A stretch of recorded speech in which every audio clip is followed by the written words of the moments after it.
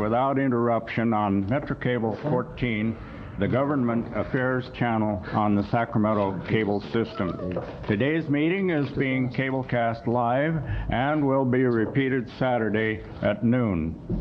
Members of the audience wishing to address the Commission should fill out a speaker identification form given there on the back table and give it to the Secretary. Please speak into the microphone when addressing the Commission and state your name for the record. The Secretary who will receive the papers is right here. You would just come forward very informally and hand them to her. This morning we have some pleasant opportunities to acknowledge success. I would like to call Joan Lee forward and Nancy Y. Nancy is not able to be here today, so I'm going to ask Liz Rhodes if she will come forward on behalf of that person. Hey, Orville, do you want to go ahead and establish who's here by having her call roll? And yeah, I just got a note record on that, and as chairman, I was thinking, how would I handle this if I was back home in Galt? And back home in Galt, they would be forgiving enough to allow me to do without the roll call, but while the two ladies are waiting patiently, let's get on with the right show. Roll call, please. Collin. Here. Roby. Strang. Here. Cerna. Castanis. Panay. Here. Grow. Here. Natole. Here. Fletcher. Here. Also here are Joan Lee and Nancy Wise, person who is going to represent her. I'd like to read to you a portion of a resolution from Sacramento Metropolitan Cable Television Commission. It's a resolution recognizing Sacramento Educational Cable Consortium 1992 Western Access Video Excellence Awards. Whereas the Sacramento Educational Cable Consortium has been awarded 2 Western Access Video Excellence Awards from the Far West region of the NFLCP for these 2 programs, RSVP, A Promise to the Children, Programming by Seniors, and Thinking and Writing, From Experience to Possibility. We call the 2 ladies forward now, and Isla Collin will make the presentation of our resolutions to them. Okay, the only thing I'm lacking are the resolutions. Sorry, Orville. But I did notice that up here is a gorgeous plaque that must have been already awarded that I'd like to, at least the other board members, have you seen it? It's gorgeous. It says, WAVE wave, and they've got those wonderful waves done by some of the block print artists in the Japanese American community. The Award for Excellence in Local Cable Programming, 1992. The Western Access Video Excellence Award is presented by, and this is the NFLCP Far West region, and this was the one for RSVP, A Promise to the Children. And they really do give a first-class plaque. Now, the resolutions that we have for you, Orville already read into the record, but we want you to know that we are extremely proud of the programming and the fact that you brought such honor to the Sacramento community. So thank you very much. I know you guys worked so hard. Thank you very much. Let's join in the applause.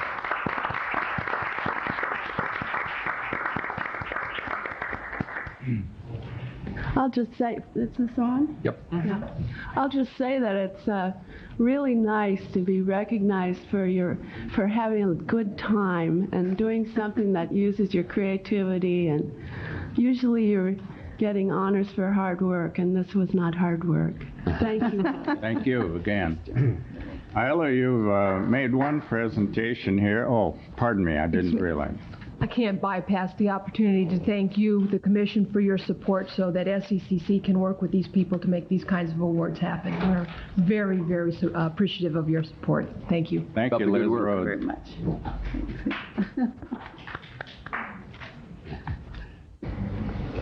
Ask you to get that. Oh, really? When do you want me to do this? Isla, because of your long association with Lynn Roby on the commission here, and because you're vice chair and you need something to do, I'm going to ask you to make a presentation to our member who is attending possibly her last meeting in behalf of the Cable Commission. Lynn, would you step forward down there and receive what we have gotten to honor you for your lengthy service? And I'm going to take the prerogative as vice chair to really enjoy this occasion and share a couple of stories because, yes I am. It'll probably take a few minutes, but the very first week that we moved to Sacramento in 1967, we went to a New Year's Eve party. We'd moved at Christmas here, and one of the first people I met was Lynn. She was at the New Year's Eve party, and we've often thought about that because out of that whole group, probably Lynn and Bev and myself are still married, and we're all in political office, and I think most of the other people have switched, and a lot of other things have happened. Politics and marriage must go together. But I had come up here to really kind of relax and not get involved in politics or get involved in a lot of the things I'd been involved in the Bay Area, and Lynn started in right away. You have to join the League of Women Voters. And she never let up. I joined the League of Women Voters. My life was never the same. I have 3 daughters who've maintained that they will never join the League of Women Voters and have their house looking the way our house always looked, with papers everywhere.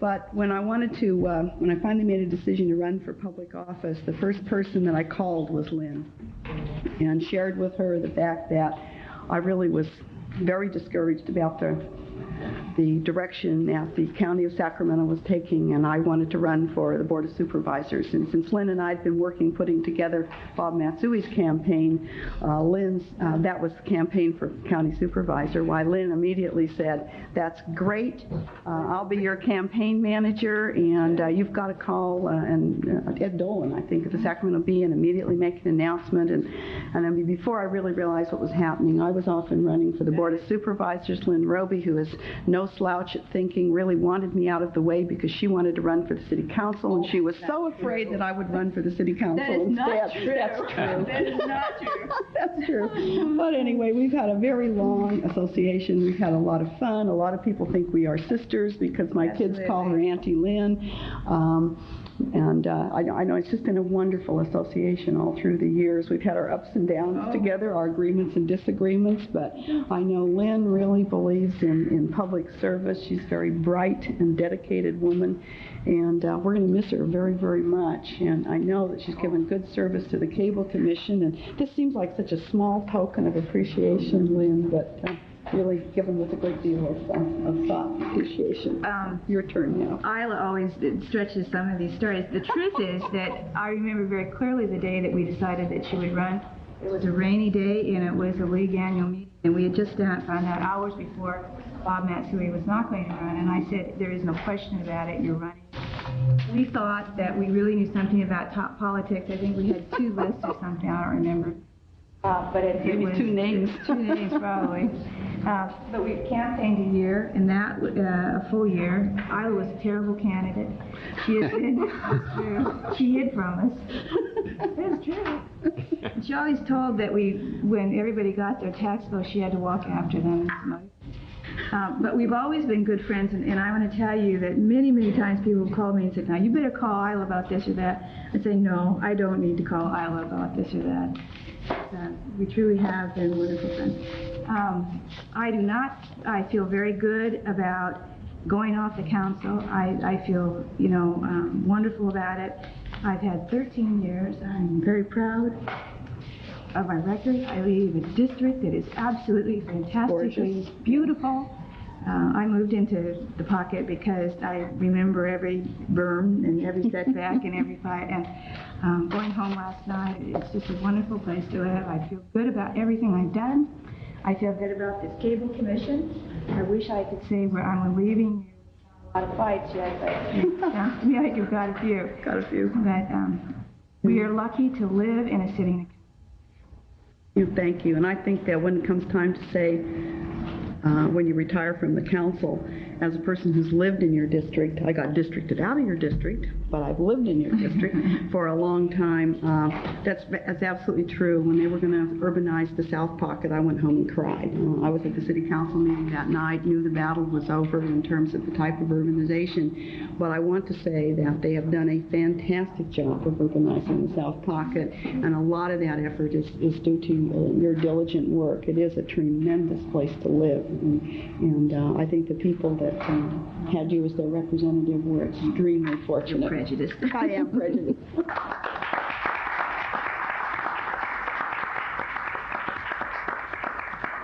Is there any member of the commission that wishes to add to the remarks?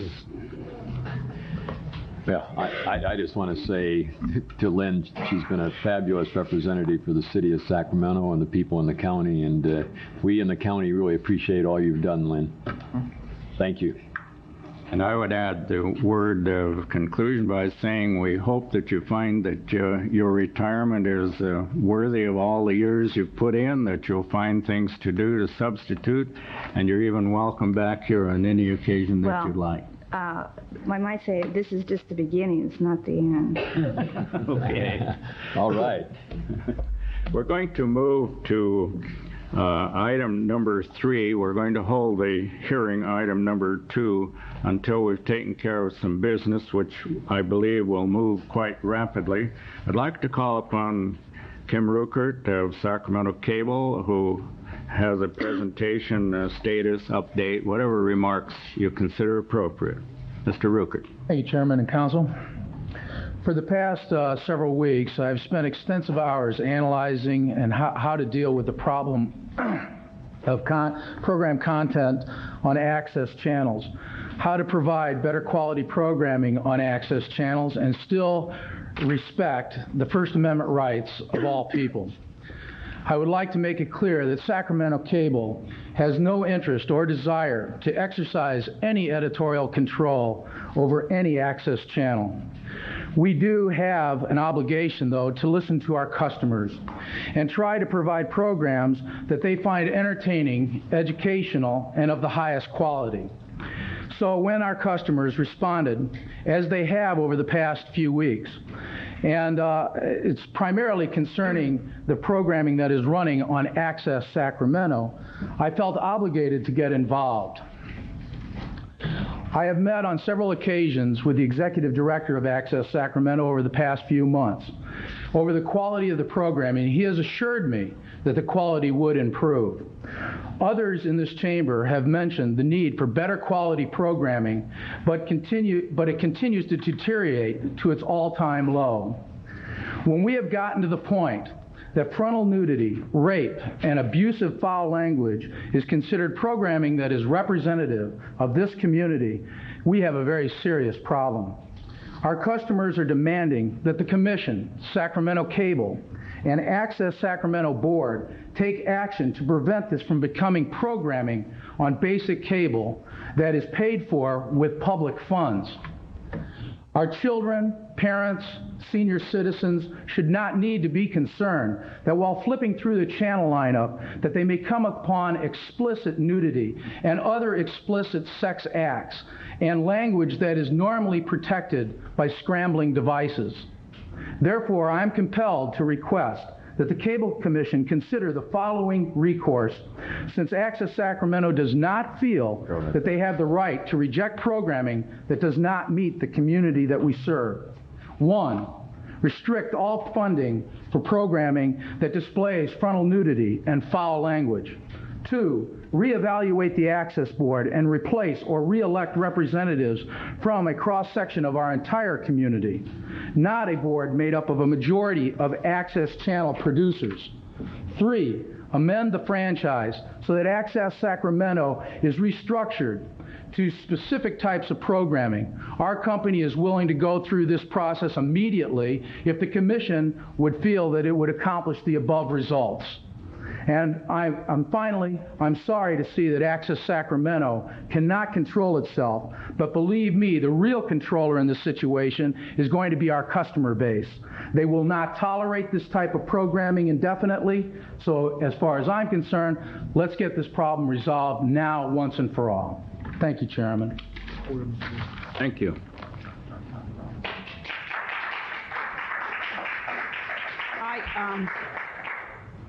I think that he wanted you also to do a status update, because we're not going to get into the item number 2 until we've done some of the routine business. Were you going to do? No, that's all right. I didn't know if you heard Orville or not. He wanted to go to 3 to the status update. Okay. But we'll take your comments and refer them to the attorney and to Rich. No thanks. Cindy Simonson has an update report at this time. Cindy? Good morning, Chairman and Commissioners. In less than a minute, I'll update you on Sacramento Cable in the last quarter. First of all, we're in full compliance with customer service regulations, and serving the customer to the fullest extent is our goal. It's adopted throughout the company. One of the things we've done this last quarter is adopted or put into effect new value packages in which customers, even during a rate increase period of time, have actually saved money. In fact, to date, in the last 6 weeks, we have added 46,000 customers to these packages, so there's a great demand for them. And finally, Councilwoman Roby, it's been wonderful working with you. We have enjoyed a very cooperative working relationship with all of the commissioners, and I think you've been a strong part of that. We'll miss you and wish you well in what you do. Well, you've been wonderful. You really have been. Thank you. Are there any questions? Okay. Thank you, Cindy. Item number 4, a notice public hearing, cable television license application for Cable America. Mr. Chairman, members, good morning. On October 15th, Cable America applied for a license pursuant to our ordinance for the area generally south of Mather Air Force Base. As you recall, our licensing ordinance has 4 key components which an applicant must meet. First is to identify themselves, that is their entity, their business name. 2, to provide a map or meets and bounds description of the area they intend to serve, which they've done both. Provide the commission with insurance according to the ordinance, and bonding. Cable America has met all of those, and I recommend that you issue the ordinance in accordance with pertinent state law and your own cable television licensing ordinance. I'm sorry, issue the license. Okay, so this is not the on-base homes, this is not the on-base. In a state of flux. This is to the area that is submitted to us in a map, which would cover clear down to Herald, Twin Cities Road, that map, the shaded-in portions? That's correct. Thank you. The representative from Cable America is here if you have any questions. Rich Houghton is here. Your name, sir?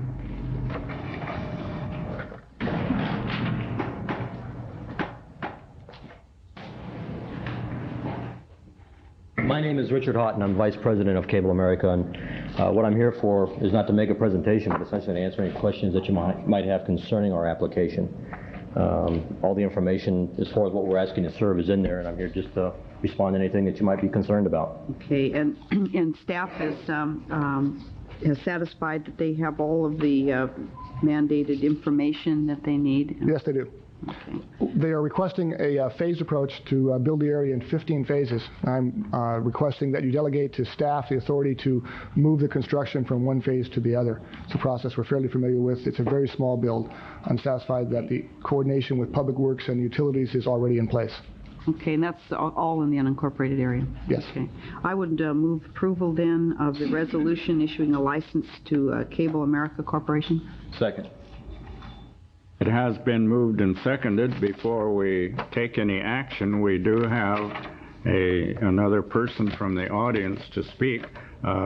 Thank you for your willingness to appear. Is this the same cable company which was by the same name a few years ago that operated here in Sacramento? It is Cable America. DBA business as the same company. Cable America. Yes, sir.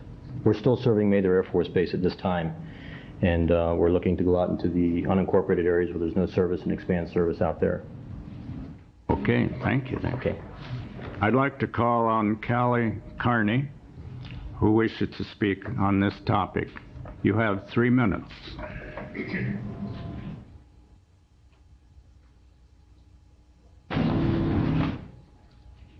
My name is Callie Carney.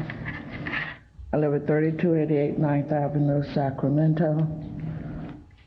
And I have not a statement. I'd just like some questions to be put on the table and possibly for Cable America at some point to respond.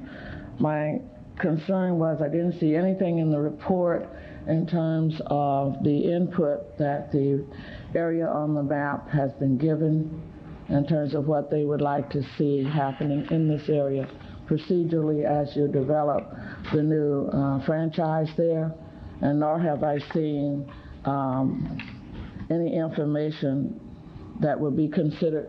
In your statement, item 3, it says unreasonable disruption or inconvenience to existing users. And our understanding was that there wasn't really access cable in this area. So if there are users, I'd like to know if they're with Sacramento Cable or there's something else that we missed. And if not, maybe that could be explained also. The other concern is I'd like to see something in terms of response as to how those people who are going to be the users in that area would either have a hearing or a grievance procedure or process. One of the things we have learned as citizens in this area is that if you don't set it on the table in the beginning, at the end of the process is hell getting it on board. And I would like to see something happening up front in terms of how people will deal with the companies who usually don't even live in the area they service. Thank you. Thank you. I'd be happy to respond, Mr. Chairman, in several aspects.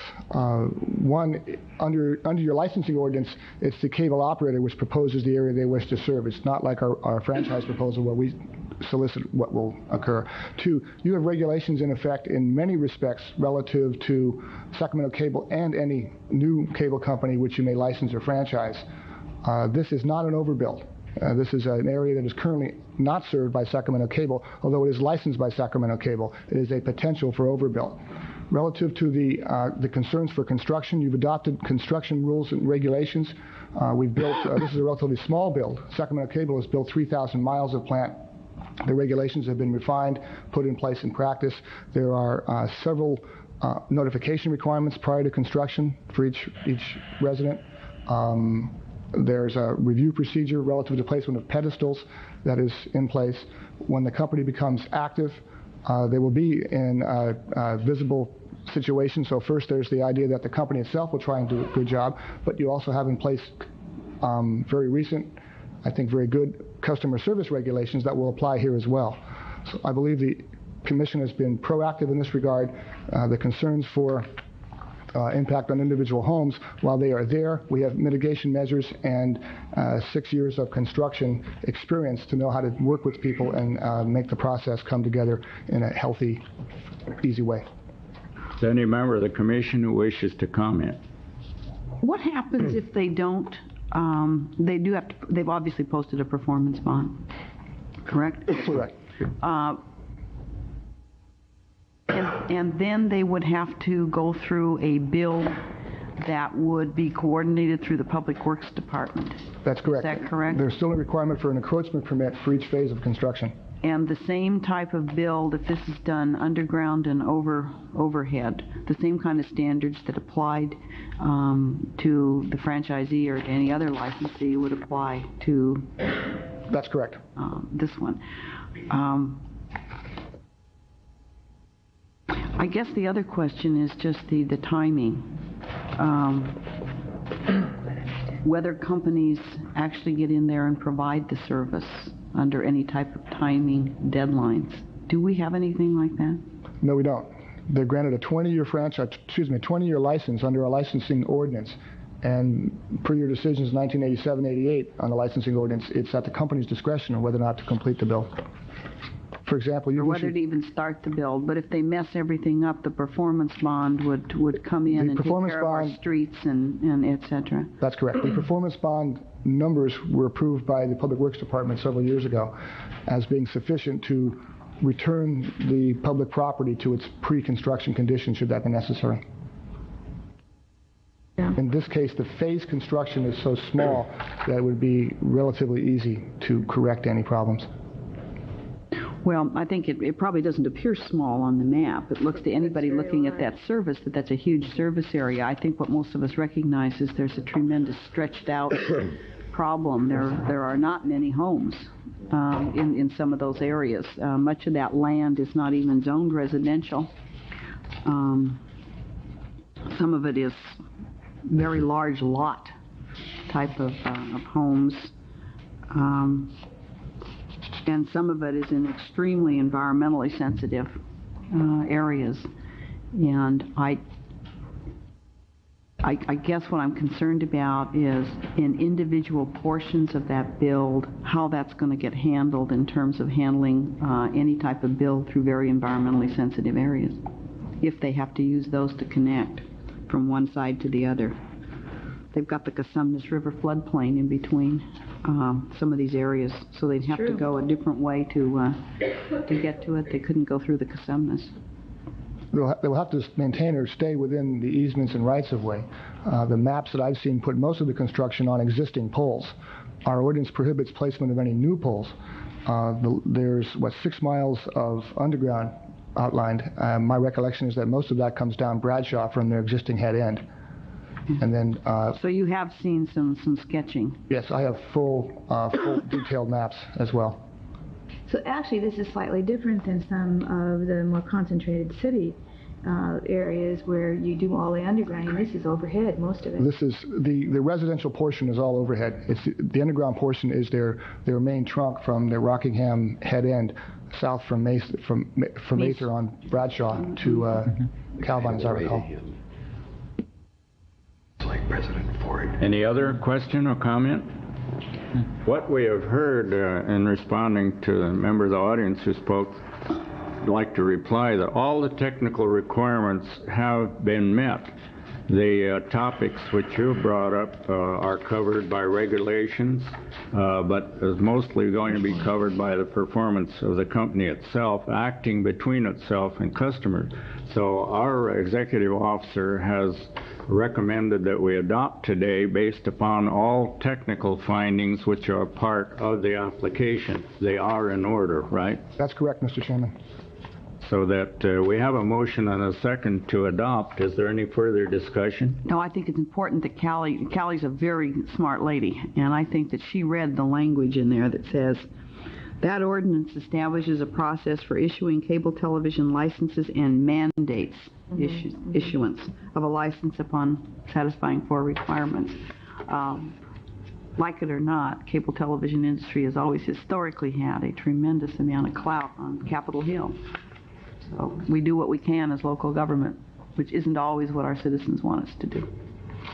Well, you know, I think Isla's right about this being an environmentally sensitive area because it goes to the floodplain, and I think I'd almost rather see it overhead, although I don't like the overhead. Well, there might not be any poles through the whole Cosumnes. Yeah, I don't think there is any. They're going to have to use major roads. I think it's almost better to do it that way because they're going to have to stay out of the floodplain. Stay out of the floodplain. If you'd like, I'd be glad to try and answer those questions for you. Go ahead, Richard. What I've provided to the Commission, to Mr. Esposito, the areas that we will be initially building are already existing occupied residential areas. We'll be going in the existing utility easements that are there today, whether they be overhead or underground, and primarily this is overhead construction. There is some underground, but it's existing utilities there now.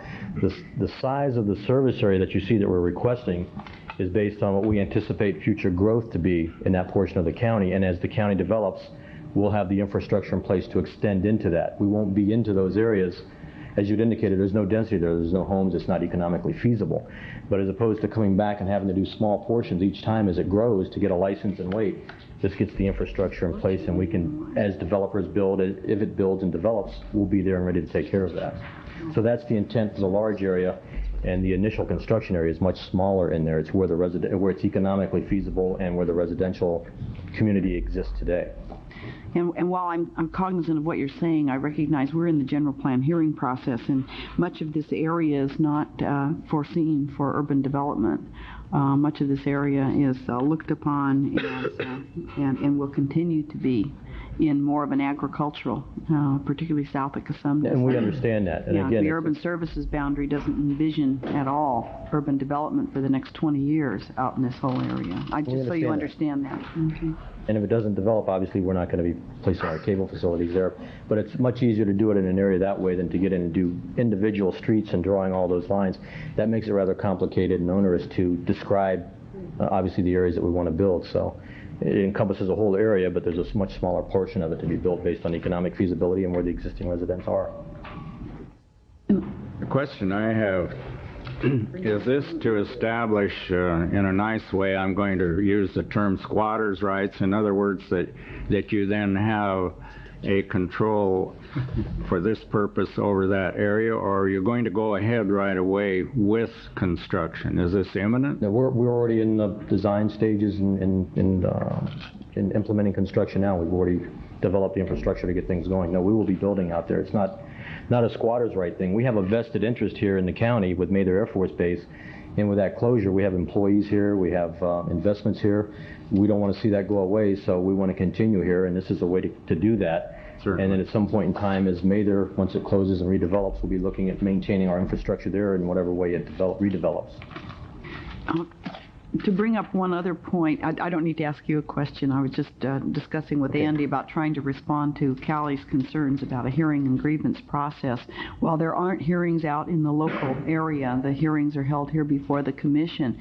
I am making an assumption that licensees are held to the same high standards that the franchisee is held to in terms of supposedly reporting on a status update, hearings before this commission, any regulations before this commission in terms of service requirements, customer service requirements, in terms of rate regulation, if that's what we have to get into.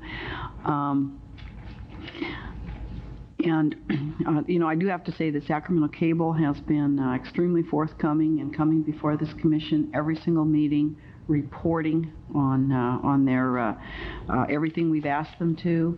We have not had the same kind of cooperation from licensees, although theoretically they're to be held to that standard. So I think we'll try to enforce that. If there are any other questions, I'll be available. Are we ready to vote then? Thank you. Yes. Clerk, please call the roll. Holland, Yes. Roby, Aye. Strang, Aye. Panay, Aye. Grow, Aye. Dentale, Fletcher. Aye. Motion carries. Motion is carried.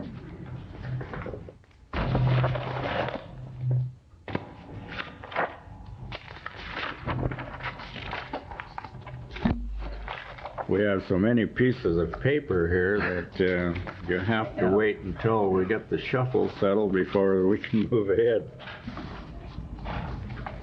Item number 5, update on Cable Act of 1992. This is a verbal presentation by Rich Esposito. Can you turn on the eye in the sky, if you could, in the back, and grab this. Briefly, the Cable Act was approved about a month ago now. There are many, many facets to it, most of which is that the FCC has a lot of work to do. I thought I'd briefly take you through the key events. This is a summary of about 23 key events that will be coming before the FCC in the next year. Start this way. Hope you can still hear me. Staff will be looking at focusing in on pieces of these where we may be making comments in the FCC rulemaking process. But while they set this up, the retransmission consent hearings, that's the issue of whether or not the local broadcast channels will be carried on the cable system, begin relatively soon. This would be in December. The FCC will be sending out notices or establishing rules and regulations that before a cable operator can provide sexually explicit material, it must give a 30-day advance notice. This could mean no more free previews of HBO or other premium channels. The language implementing franchise authority, or the damages immunity phases, take effect at 60 days in December. The FCC will be imposing indecency restrictions on leased access channels by February. Each of these is a noticed rulemaking, so there's lots of work to do in Washington. Within 180 days, so we're talking next May, before we see the basic FCC guidelines to ensure that rates are reasonable. And the process we'll need to go through if we choose to be involved in the rate regulation segments of the new act. As a reminder, the FCC sets up policies and procedures. We then adopt our own regulations in compliance with those. We then apply to the FCC to use ours and their regulations. They have 30 days to respond, and then we have secured the authority to to do rate regulation of the basic service tier. Again, the basic service tier would be a limited piece of what exists now as the limited basic service that we now know. A broader issue of reasonableness of rates on other than the basic service tier is left to the FCC. One of the interpretations, and one of the stronger interpretations of the Act, is that unless we secure the basic service tier authority at the local level, the FCC cannot implement its reasonableness of rate regulations on the other issues. That will be clarified as time goes on, but in order to get any assistance from the FCC in the future, we will have to bring authority down to the local level, even if we don't use it. Separately, there will be standards and rates for charges on equipment, whether or not to what degree the FCC will regulate the costs of converter boxes, remote controls, etc. Again, these are at 180 days. The 180-day chart continues. Rich, before you continue, would you point both microphones toward you, the center? It may cure the problem. All right, trying to keep the mics out of the shadow here. Okay. Franchise operators or operators throughout the country will be able to itemize franchise costs on their bills, and there'll be procedures for that. At the end of the rate regulation process, or at 6 months, we'll see exactly what the rules are. Again, the rules come out. They start at 120 and finish up at 180. Decisions on must carry, these won't have much impact on us. Customer service regulations may have a few items in it that we want to look at, but not many. At 180 days, the FCC will be prescribing rules for obscenity and indecency on the PEG channels, one of the issues we'll be talking about today. The FCC will be specifying what operators can do relative to the new authority in the Cable Act. Anti-buy-through provisions will have a big impact on us, and one that I suspect we'll be making significant comments on. That is that a subscriber will be able to choose to have limited basic and secure pay-per-views or premium services from the operators nationwide. The Act requires that Congress do a broad study on pointed out the electronics industry on ways to make cable television services more compatible. And it starts here. It starts with the report to Congress and regulations here. This is a summary. As you can see, there are many steps to take relative to the Act. With the decisions on Tuesday, another factor is thrown in here relative to the politics of the overall process. Historically, the cable industry would take a very, very aggressive approach to fine-tuning the regulations on their behalf. In this cycle, it may be best to take the regulations that would emanate from the existing Act rather than risk the possibility of a rehash of a broader cable bill in 2 or 3 years of the new administration. With that, if there are any questions, this is where we'll be working in the next 4 to 6 months. I'd be happy to comment. I have a comment. Are you going to be able to, or is the cable television, is the local cable systems, are we all going to be able to attend some of the FCC hearings and provide input into that rulemaking? How are we going to handle that? Attendance is a function of budget. The hearings will be in Washington. The flow for local government will probably go through NATOA and the League of Cities. It doesn't appear now that the FCC will be holding regional or outlying hearings. We intend on, I'll be making recommendations to you on which areas I'd like us to prepare comments on and file through NATOA. Well, I think if it's a budgeting issue, we ought to take it up because it might be extremely valuable to have you attend some of those. And, we need maybe to look at that schedule again and figure out, and you can evaluate too, how useful you think it would be for you to be there. We have a very large system, and compared to a lot of other municipalities and jurisdictions, and I do think that that we need that viewpoint represented in terms of the rulemaking. So. I'll come back to you. The FCC hasn't put their schedule out yet as to what rulemakings will come when and what locations and what dates and times. I'd like to come back to you with that recommendation. I know already that you will see significant chunks of our customer service regs in the draft before the FCC. So we will have a base and probably a role to play. But at this point in time, I don't know when they are and what they are. We clearly can't be involved in all of them. I recognize that, but I would, regulators trying to pick and choose the ones we can. Well, I'm only looking for the most effective way we can to have input in those hearings. I think it's extremely important that the people who are going to be called upon to carry out these regulations be involved in the regulations and not have them dominated just by the industry, which is obviously going to have a lot of people there too. These are going to be important hearings for everybody, and I don't see any other voice for the consumer unless those of us who serve in elected office, give the ability to our spokespeople, our staff, to be there to provide some of that input. Lynn, do you have a comment? Well, I actually has said my concern is, Rich, one thing you can do, and I think it might be short-sighted if we don't make sure that our position is articulated. One thing you might do and come back to the board is talk to the League of California Cities and see what they're going to be presented and who's going to go. And the same thing with the Board of Supervisors Association. I'm very much tied into the league in the Good. And then one of the regulators in the state was trying to put together a state conference to discuss exactly these issues. That might be the way to approach it. Maybe if there's a unified approach, and they're going to be, maybe people could take turns going back there, making sure that all those hearings are monitored. With this express sentiment from you, I'll staff to you our response to NTOA's request for additional funding to assist in their legal endeavors.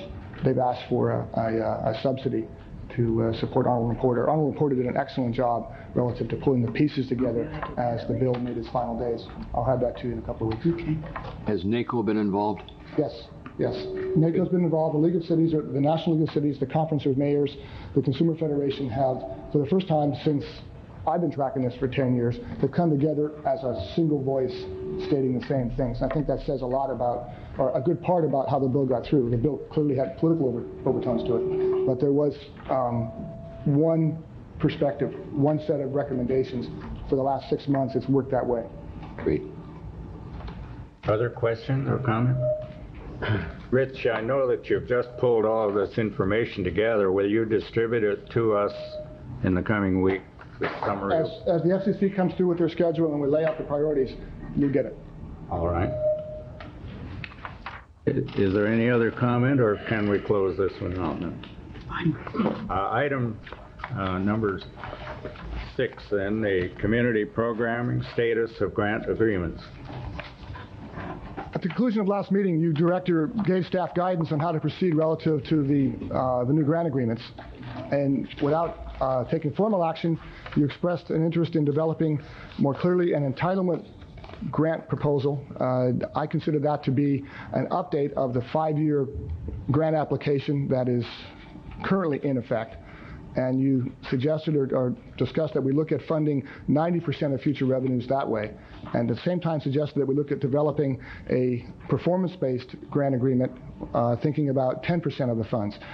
That night I sent a memo to all the grantee managers, copied all of you on a process of getting comments back as we approach this meeting.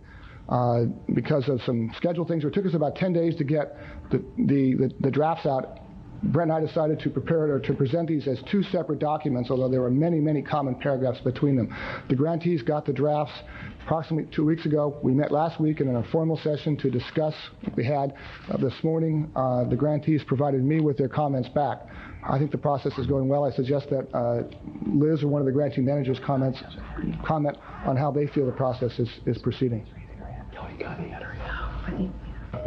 Liz Rhodes has, for the most part, been the spokesperson and scheduling and arranging the get-togethers that we've had.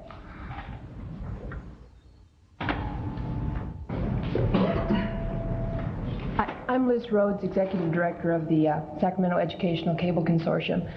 And with me is Jan Tillman. I don't know if Ron wants to stand up too. We're unified in this.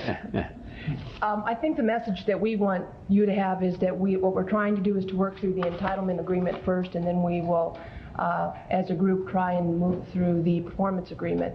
We're very happy with the process and the way that it is going now, and we're very pleased with the response that we've had from Rich and his willingness at this point as we've worked through the concepts. Those seem to be going very well. We like the process, and we would like the process to continue, and we are very appreciative of his support.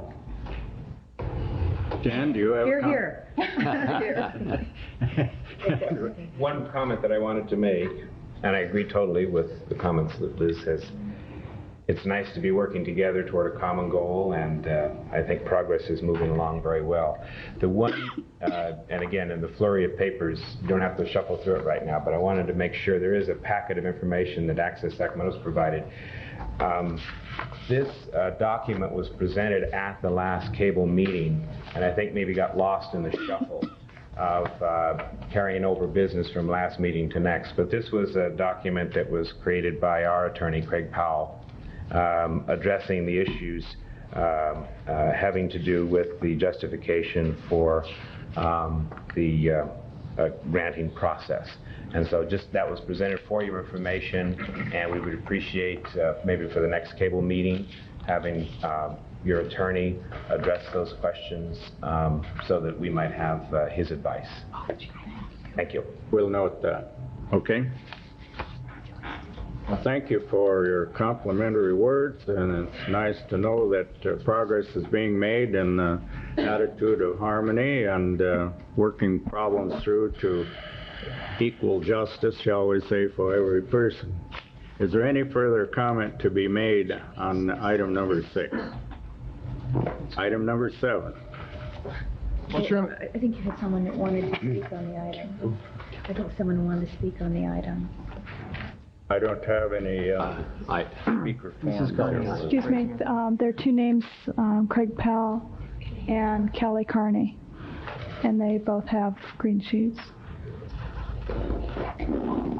Okay, we'll go ahead. They had multiple requests. Okay.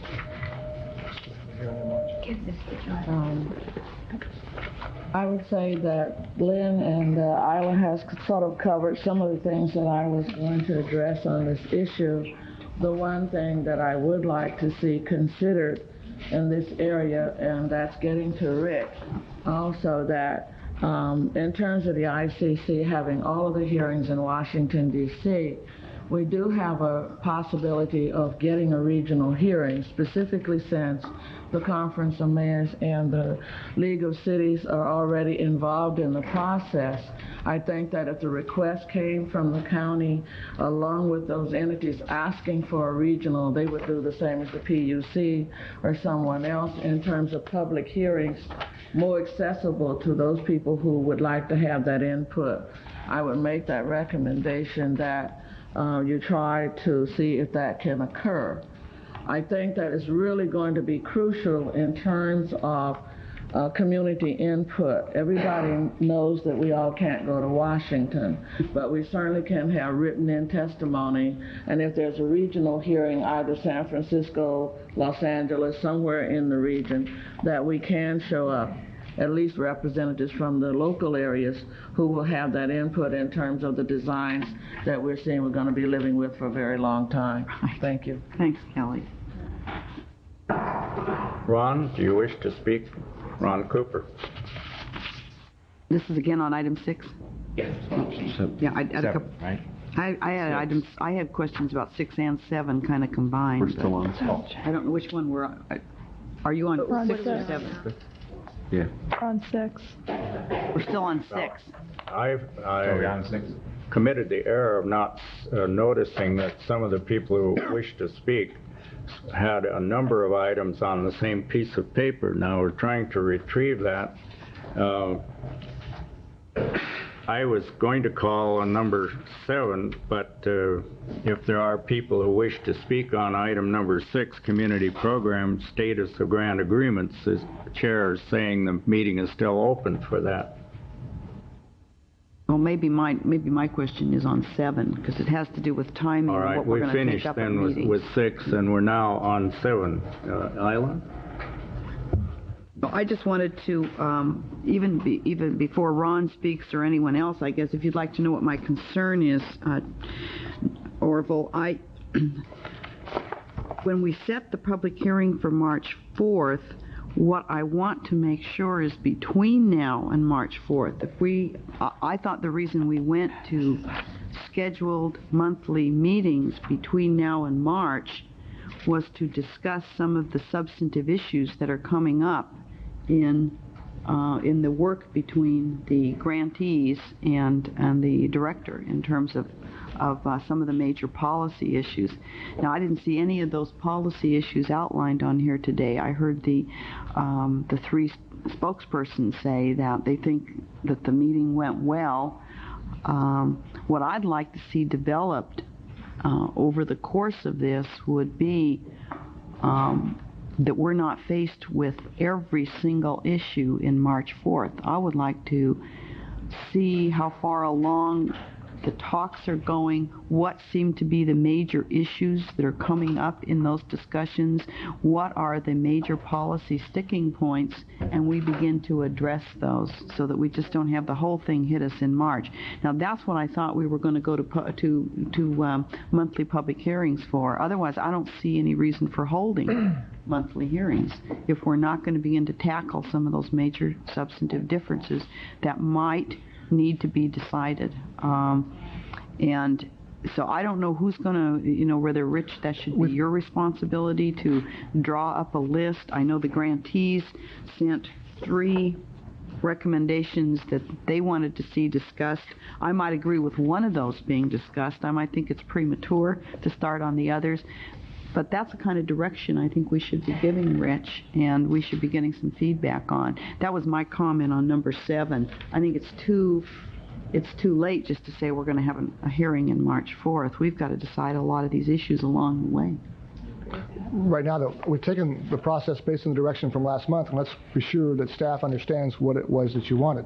We took what we call now the entitlement agreement, updated the current grant agreement to now be called the title agreement, proposed some minor changes. Relatively, it's pretty much a rearticulation of what's been happening for the last 3 to 5 years. It's business as usual. Put that out to the grantees. The comments came in this morning. I can't tell you now if there are any policy issues there or not. In fact, I intend to meet with the grantees and/or their attorneys in the next 2 weeks after Brett and I have a chance to go through it. If there are policy issues, they will surface to you at the next meeting. Okay, so you think that by the next meeting, by the November meeting, by the December meeting, that you will know if there are policy issues relative to the entitlement grant agreement, which is the one that we're currently using now. I don't believe there will be major policy issues there. We're updating what currently exists. There's some fine-tuning, some clarifications, but I don't see major policy issues there. But together with the grantee managers, what did you see as some of the major outstanding issues? I'm working from the last minutes, etc., and the last staff report. It seemed to me that there were several outstanding issues besides just this one issue. Were there not? I'm wanting to know, are any of those getting resolved? Yes, I believe so. Based on the discussions we had last week when we met, I think there was common ground on most all issues relative to the entitlement agreement. Again, I only got the comments back this morning, so I don't know, and Brent hasn't had a chance to see if we do have anything there. We'll know that by the middle of next week. Most of the policy issues were raised by the grantee managers and their councils relative to the performance proposal staff put before you. Yes. And we'll move into the phases, into that in the next couple of weeks. Except for 3 paragraphs in the 2 documents, everything is the same. By taking the boilerplate of the entitlement agreement, clearing that, we can then move into the issues of the performance-based agreement. And yes, you will have a number of policy issues to address at that point. Okay, now will we have that in December and January, both? You will have something in December. Whether you have all of it in December, I can't tell yet until I see what I have in the package. But you will have either the entitlement agreement is complete or is acceptable to staff and council, except for these items, or it's acceptable overall, and the pros and cons from both sides. And I hope that we will have begun, possibly completed, discussions on the entitlement grant. I'm sorry, on the performance grant agreement.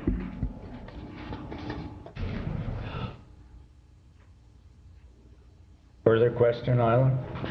Well, I'm just trying to see how much that is going to be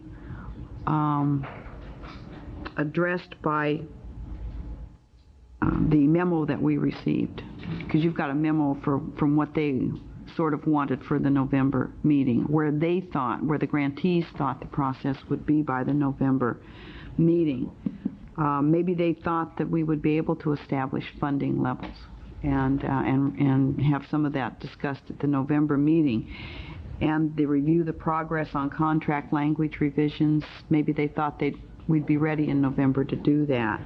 And then the one about the government channel operation and budget, they obviously want to have a chance to see how that's going to be handled.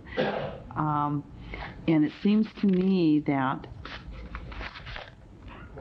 what I don't understand is why, I assumed that in Orville's letter responding to that all those kind of issue discussions were going to be put off to March. And I don't agree with that. And that's what I'm trying to figure out, is what we're really going to consider. Item B we've just addressed. We just discussed with you the status report of the contract language revisions. And that is in process, and I believe satisfactory. Well, I thought that's what you had somewhat discussed. Yeah, okay. What we've done, Commissioner, since the last time to try to bring some focus to our process is we started from the common ground of the last 5 years. So instead of discussing it in the context of the performance agreement, which was basically the agreement that was given to you before, which was an entirely new concept, we went back to the old concept, which we now, just for purposes of distinguishing, call the entitlement agreement. And I wasn't at the meeting Rich described, but it appears that there was a large measure of agreement. What Rich is, I think, trying to convey is that once we reach agreement on that, those agreements have so much concurrence that we're really left with the policy issues posed by approximately 3 or 4 paragraphs that differ so we tried to develop the common ground agreement first and then deal with the tail, if you will, of the performance agreement. Once we get to that point, which should be within, depending on how fast this moves, either December or January, then the contract language will be behind us. The other 2 matters that are proposed here are much more widely policy and almost not at all administration. Yeah. Those are matters that you're going to have to address, and when you want to see them and how you want to attack them is whether you want to do it separately, whether you want them all together, whether you want 1 or 2 meetings, that's all up to you. But what we're really working on is trying to get the low-level contract language matters behind us. If we can't reach agreement, we'll come to you not later than your next meeting, and we'll tell you exactly where those issues are. But we expect, because we're building on the 5-year history, they'll be very minimal, if at all. So that's been the approach we're trying to pursue, but we're really not doing anything between us. Okay, then I read Orville's message wrong. I read it to indicate that we're going to be putting off a lot of things till the March meeting, and I didn't have a chance to talk to Orville ahead of time, but I just wanted to make sure that we're going to be making progress each single month, November, December, January, and by the time March comes, we're going to be ready to sign contracts. Okay. You will see most of these settled point by point. March would be the wrap-up, but not the day to consider all of them. It brings it all into focus under one motion, you might say, if that's agreeable to the Commission. Well, it's agreeable as long as we set some agendas for what we're going to cover in the December meeting and what we're going to cover in the January meeting and get to some of these really substantive issues. We shall. Yeah, that's good. So. Number 7, now I called on Ron prematurely, but Ron Cooper, if you wish to speak, or Mike wishes to be first, if you have any choice that you want to make. In fact, we might also get Mr. Powell in on this. I don't know the order in which you wish to speak. I'll be very brief. Isla's questions were to the point. There needs to be, on the part of these ongoing discussions, some benchmarks set, some agendas set prior to, so that we can all participate, knowing going into the next Cable Commission meeting what we are up to, what we're discussing, timelines of the various serious questions before us, and very complicated in some cases questions before us are addressed. And speaking personally, I think that has been difficult to achieve thus far. So I'm glad to hear your executive director, attorney's agreement to set these benchmarks in advance, that the grantees know what they are so that we know what we're discussing, and that there are clear guidelines of reporting back to this commission the results of those discussions. And once again, I wanted to point out that the performance grant, that's what this document speaks directly to, and I would request I've misplaced mine. Are you going to give me another copy at some point? Thank you. Thank you. Thank you. Michael Hayward.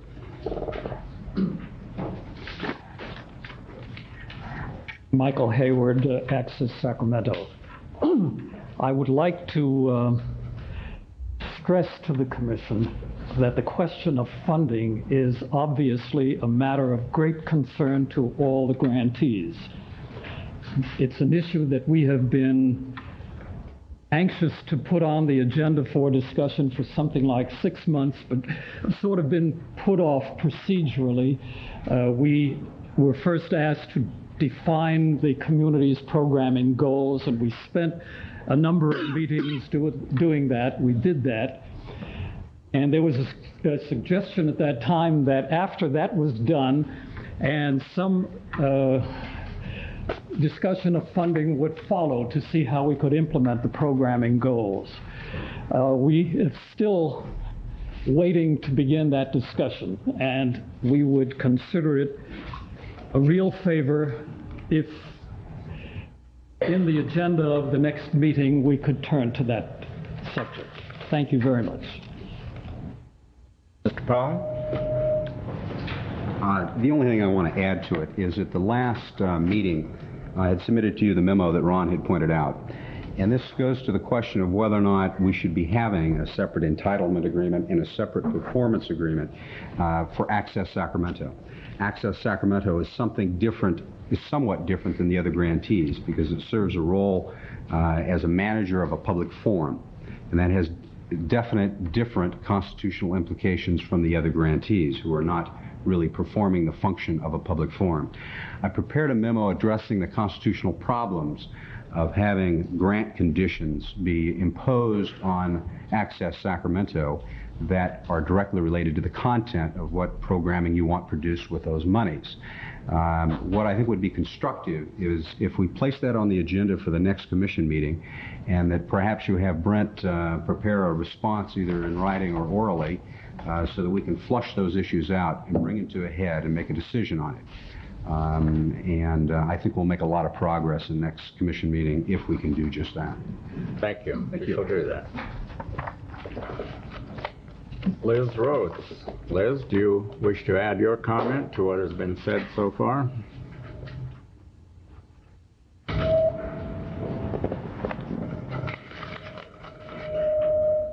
I sat in the wrong place today.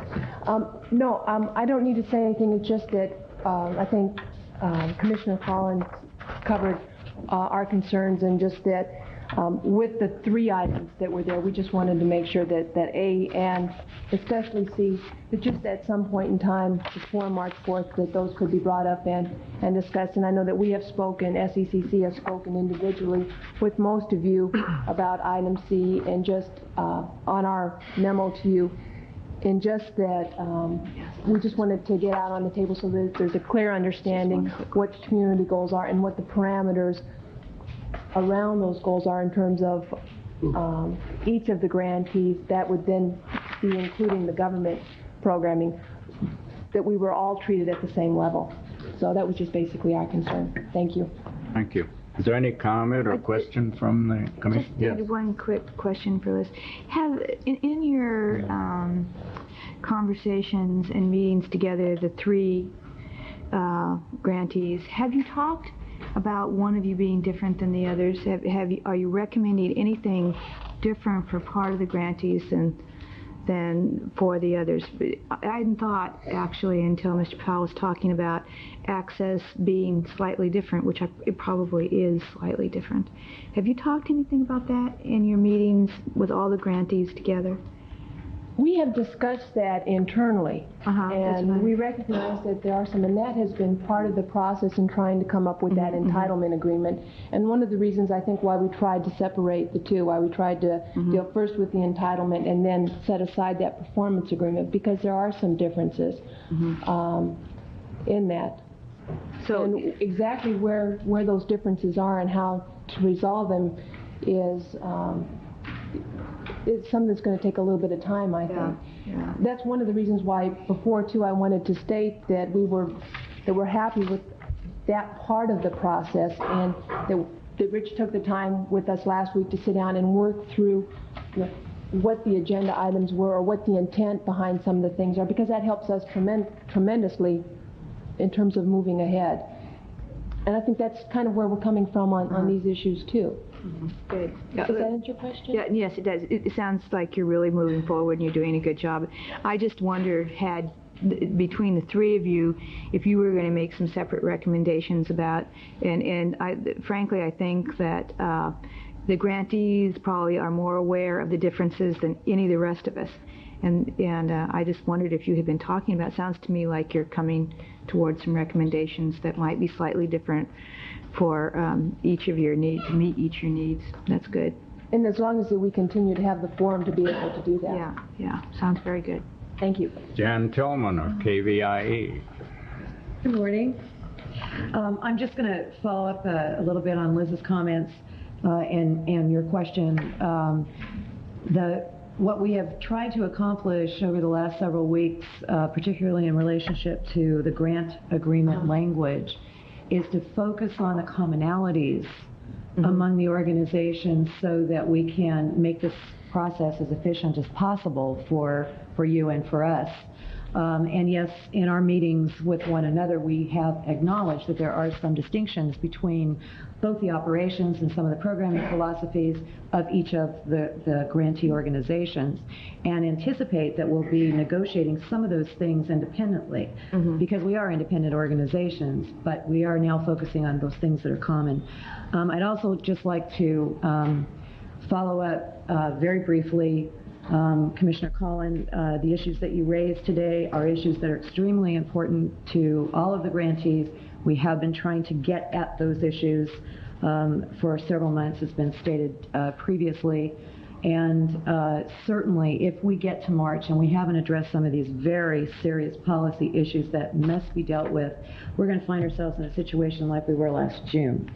And I don't think any of us wants that. So we do want to approach this in a professional and orderly manner, but we would appreciate having a timeline that very specifically states how we're going to accomplish these things. Thank you. Yeah. I don't have a good idea for how to work on that timeline now, I have to tell you that, and I don't know whether some of these things should come up more logically in January than in December. I really and truly don't know. And I will comment that after our last commission meeting, we did receive, and all appreciated receiving, a letter from Rich that helped to explain some of the next steps in the process and invited us to participate in establishing the agenda and some timelines. So I think that we can continue to proceed in that manner, working together. Probably be the best way to go. Okay. Well, I know that in terms of one other item that we're probably going to get to as soon as we finish this one. Well, I think what will result from today's discussion will be to create a master agenda for December, January, February, March, or whatever, and I think that'd be helpful. Give notice, and so you can see the progression and the inclusiveness of the topics. That's the way we'll do it. Great. We're always so pressed for time when this commission meets. We're going to have to compress discussion sometimes, but it doesn't keep us from also writing letters and so on as other meeting in between communication. Of course. We'll do it. Thank you very much. What's your gem, Ron? Just one brief comment. It would be very helpful too, and maybe you're not aware, we don't receive the minutes of what has been decided at these commission meetings. So what is the direction that Rich, as executive director, is then expected to do it. It would be very helpful to understand what has been resolved from a month-to-month basis, as well as setting the agenda for the next one. So if there are minutes of what has been decided, we would really appreciate receiving copies of those. See our manager right after the meeting. Recall that by bylaw, by policy established in 1982-83, the Commission only produces action summaries. We don't do detailed minutes. And the action summaries are distributed as soon as they're available. Well, they indicate the information he is expressing a need for. We'll verify that the action summaries are distributed. Okay. We do have a resolution before us here. Is there any further discussion? Is there a motion? We do have one other speaker, Kelly Carney. One moment, please. What is it? We do have one other request, if she's still interested, Kelly Carney. She's saying no. Oh, never mind. Yeah, I really don't even know if we need the resolution, because what we're saying is we're going to produce Let's a come back master to you calendar. with a best guess master agenda relative to the community programming issues for December, January, February, March. We'll do that by the next meeting. And maybe at that point approve the agenda. Recognize that we may move faster, we may move slower. We'll probably move faster.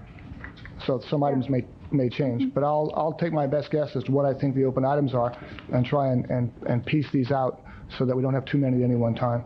The staff report in June pretty much laid that out. It'd be easy to put together. What is your pleasure, members of the Commission? Well, we meet again in December. That's correct. Why don't we at that time just adopt the master agenda, and it will lay out. I don't think you need this I think so. I don't think we really need the resolution. And leave this on the table at this moment. Is that satisfactory as consensus here? It is done in that fashion. I now move to item number 2, comments and discussion on community access programming. The reason this is on this particular organization's agenda today is at the request of both some of the members of the Commission and members of the public desiring to address us on the topic. The topic is the quality and type of programming that has appeared in certain moments of time on Access Channel 18. So the meeting is open for discussion on this, and in the process, let's understand that Access organization is responsible for its own programming. We are the parents of Access, I guess you'd say, from the standpoint of financing, origination, taking over the sponsorship of that and other access channels from Sacramento Cable in 1988. So we have a vested interest in some respects as to what occurs with any of our grantees. Is there any member of the Commission who wishes to speak to this topic? I know we're going to have members from the public who wish to speak, but what I would like to do before that, at least, if Brent would be willing to do that, would be for some of the people, because some did speak at the Board of Supervisors meeting, and there is not a real clear understanding of the Cable Commission's role, at least as we see it and as our attorney sees it. And could you just give a brief 5-minute synopsis of how many channels we control and et cetera? Who wants to do this? Well, you threw me for a loop on how many channels. We have Rich 7. There's 7 channels. Yeah. I think the best thing to do is keep in mind that our relationship has had several different auguring points, and it began, of course, with our franchising process in 1982. And at each point, this commission and its constituent entities made decisions in light of the then existing law. And as I've explained to you before, the law has as law always does, it's a changing and moving process, and the law has changed. Additionally, of course, through much of that period, we were under grave stress from litigation which held this community and this commission hostage. So that also had an effect on the approach which we took toward the handling of of our grantee channels, what we've come to call the grantee channels, which the law calls the PEG access channels, public, educational, and governmental channels. That's a phrase out of the Cable Communications Policy Act of 1984, which again came into play, of course, after the award of our original franchise. But at the time of the award of our original franchise in the RFP process, we asked for, as a component of the proposals, a device, a set-aside of channels whereby the community could obtain direct access to this new and important medium. And at that time, all of the proponents proposed differing ways of meeting that. We went through, as you will recall, 2 rounds of franchising. The first one was unsuccessful. Nonetheless, that first round of franchising and the mechanism for PEG access became very much the model for the second round. The proponents in the second round of franchising largely copied with very little change the device that had been approved in the first unsuccessful round of franchising, in large part because the hearings of this body and its constituent entities, really its constituent entities because this body didn't exist at that point, had been so extensive on the matter of how we were going to handle community access television. At the time, the law was unclear as to the role that could be played by a franchise regulatory body such as yourselves in the administration of these channels, in part because there were very few of them. Those that did exist were not widely used, and while cities had requested them and set them aside for a number of years, in most places they were blank or unused at all. Sacramento's had an unusual record, in part due to the fact we're so large, we have such a large system, but in smaller systems where there wasn't the base, they didn't have. So there's no law, there was no case law, there was no regulatory law. In fact, there was no federal statutory law at the time you did this. So based upon the guidance of your counsel at the time, you were advised that the best way to handle community access, if you wanted to have it, was to insulate your governmental discretion from the programming decisions.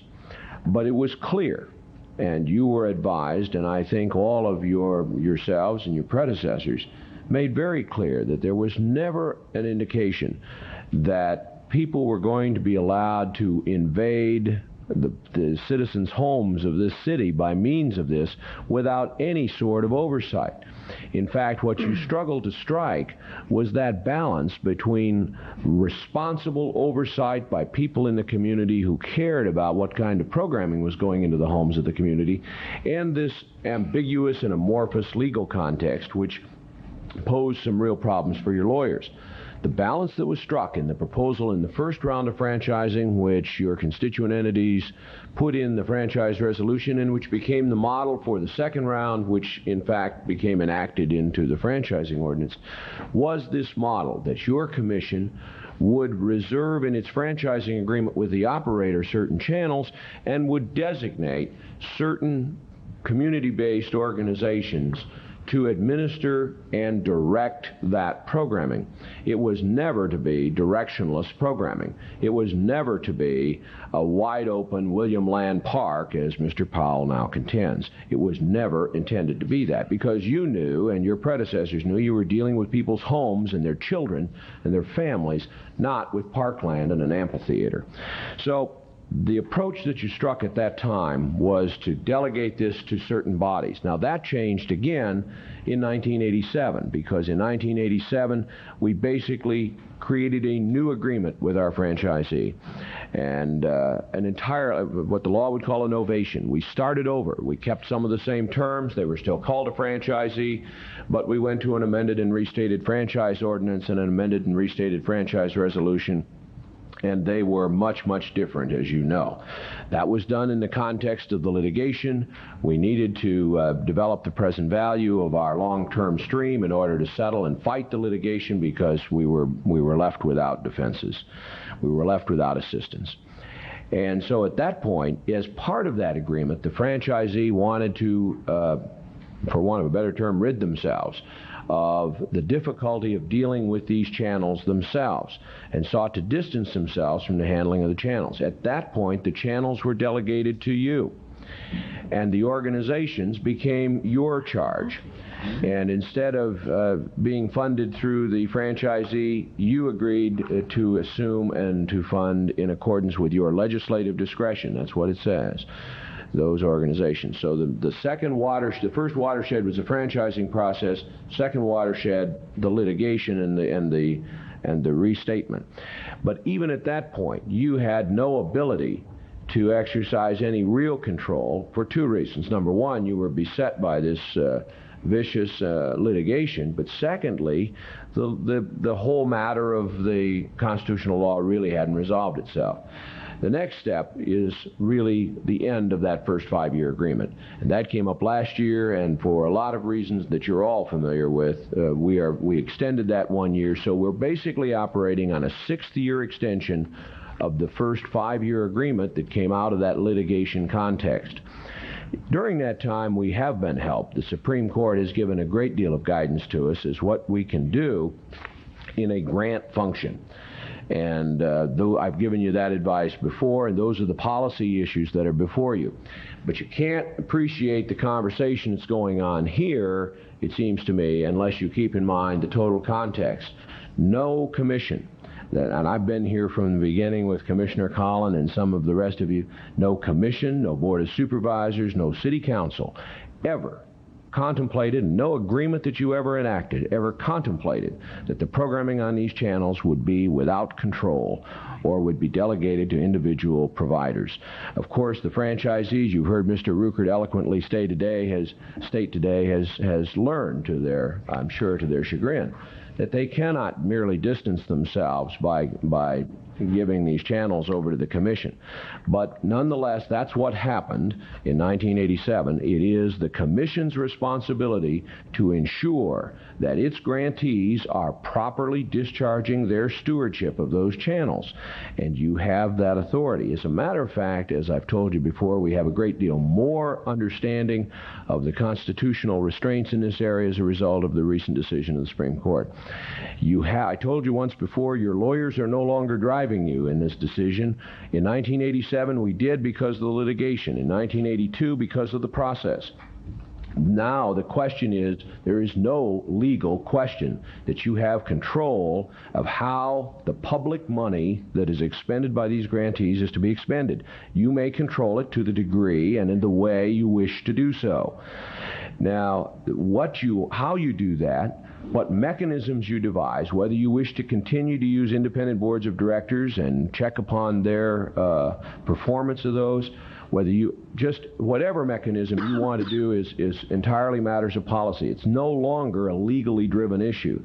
But so there's no misunderstanding, you have and you've always had the legal authority to call upon your grantee board of directors to report to you on the manner to the policies which they've established to discharge their stewardship of these funds, and in fact how those policies are applied in any given fact situation. So as you hear this public comment today, I would encourage you to keep it from the standpoint of the Commission on a policy level. You obviously have no direct programming authority at this time. Your agreements are very loosely written. They were written in the context of the litigation. They paralleled what we've come to call the entitlement agreement. However, you certainly had a delegation of that responsibility to the board of directors, and I would encourage you to focus on dealing with a response from your grantee board of directors, and both as to what their policies are, and secondly, how they were applied to this programming. Now, we have the programming, but I would strongly encourage you not to play it. It's just simply not suitable for this kind of a public thing, and I don't think we want to give it any further notoriety. But nonetheless, you have the right to inquire as a policy matter how this programming has come about and how it is being surveyed by the people you gave the money to. So that's the legal context in which you operate today.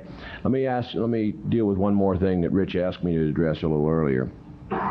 You have about 7 months to go on the 1-year extension with this particular grantee under the old agreement, the basically structureless agreement that gives you very little direct control.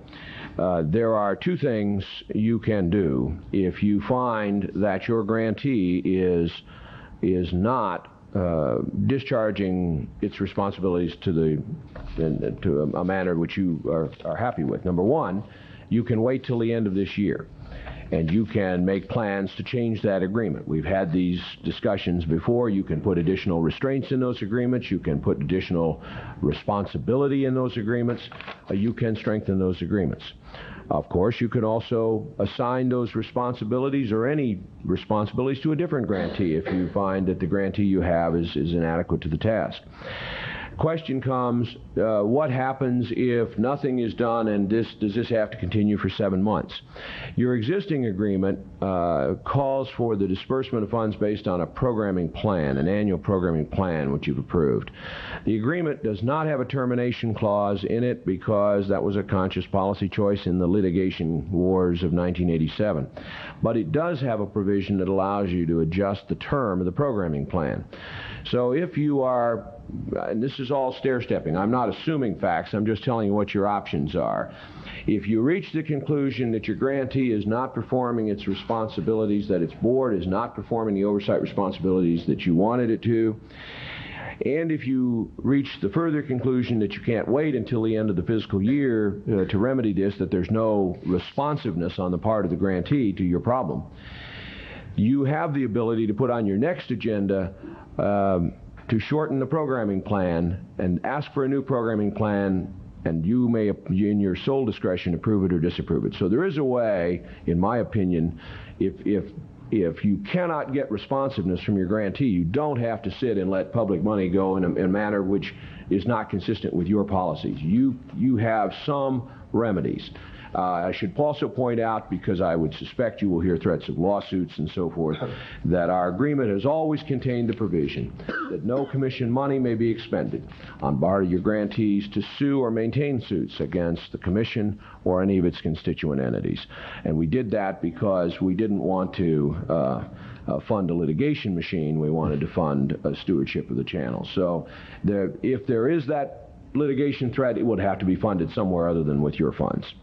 I think that covers, Supervisor Collin, what I can tell you about the context of the legal issues. Okay, I was remembering a lot of the extensive public hearings we had in terms of governmental entities not wanting to get into First Amendment issues, and yet the proposals for how to create a community-based board that would be held accountable for programming, and that programming would include the community standards.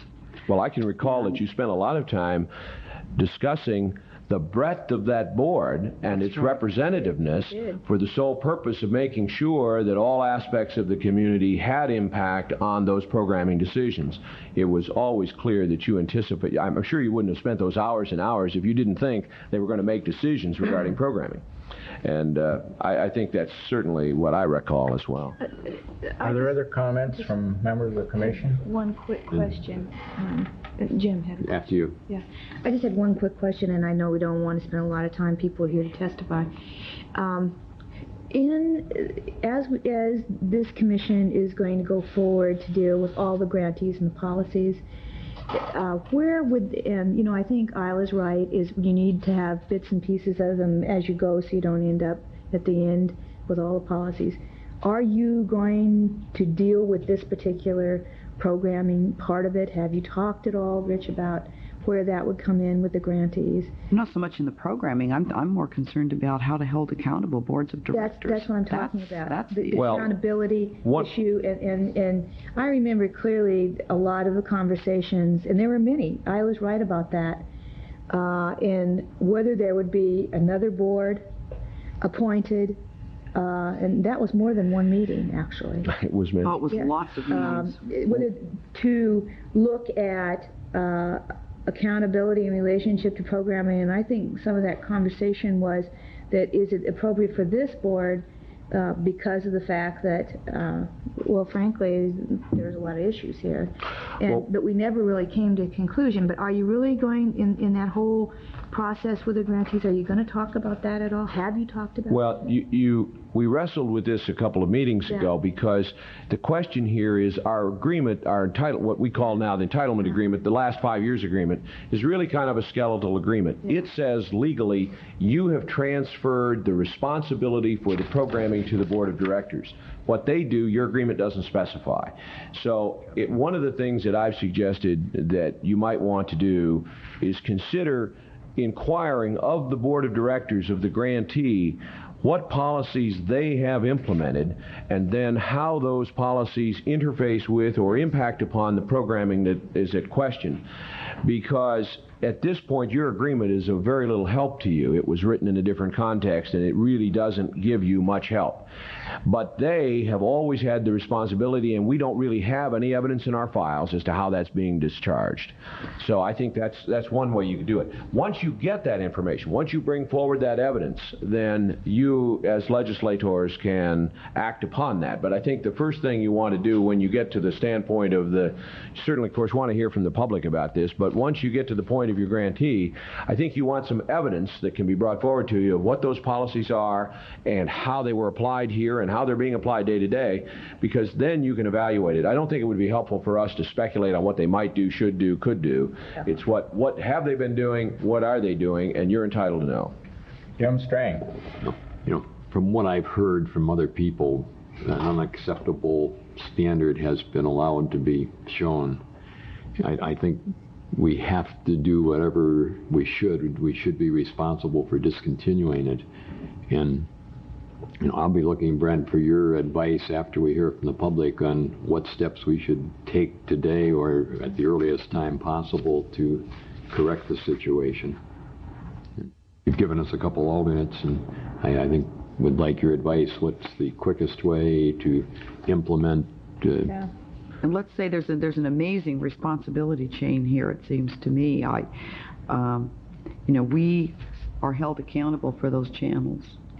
We want to make sure that somehow those community boards out there are really reflective of the community and are taking their responsibilities seriously.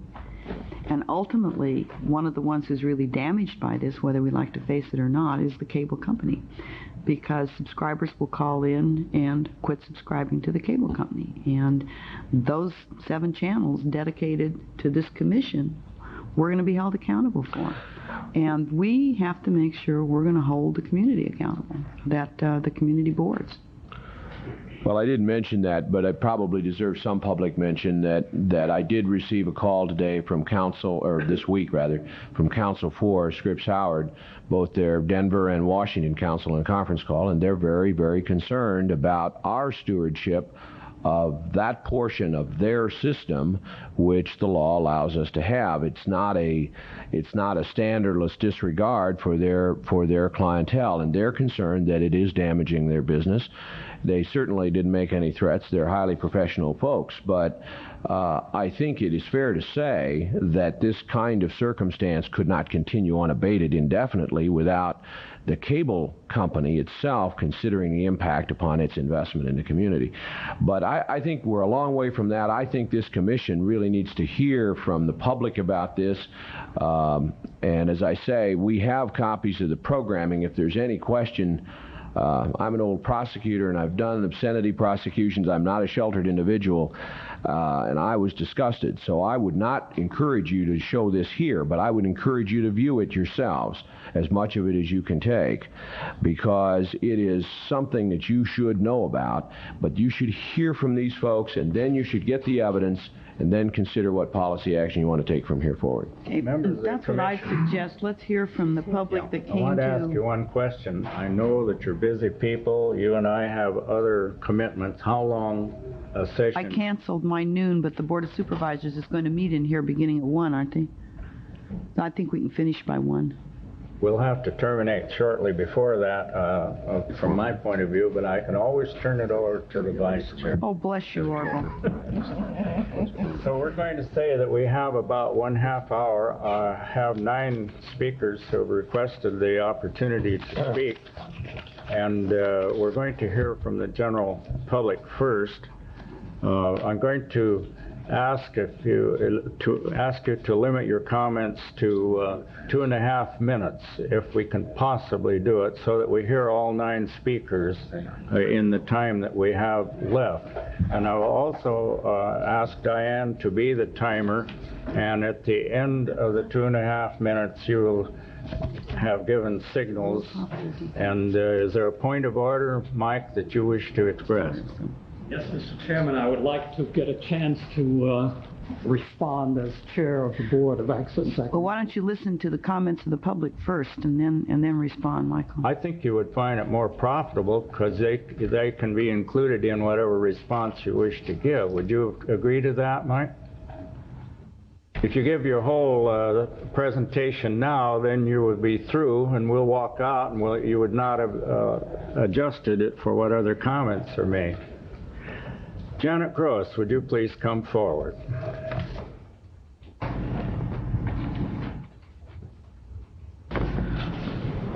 Hi, I'm Janet Gross, and Would you pull the mics in toward you, please?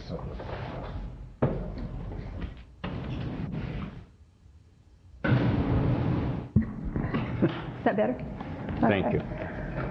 Thank you for the opportunity to speak to you. Commissioner Strang and Colin recognize me, I'm sure, because I spoke before the Board of Supervisors. I'll rehash a little bit for you. On October 2nd, Friday night, I was flipping through the channels, and I saw homosexuals making love on TV, and I was shocked.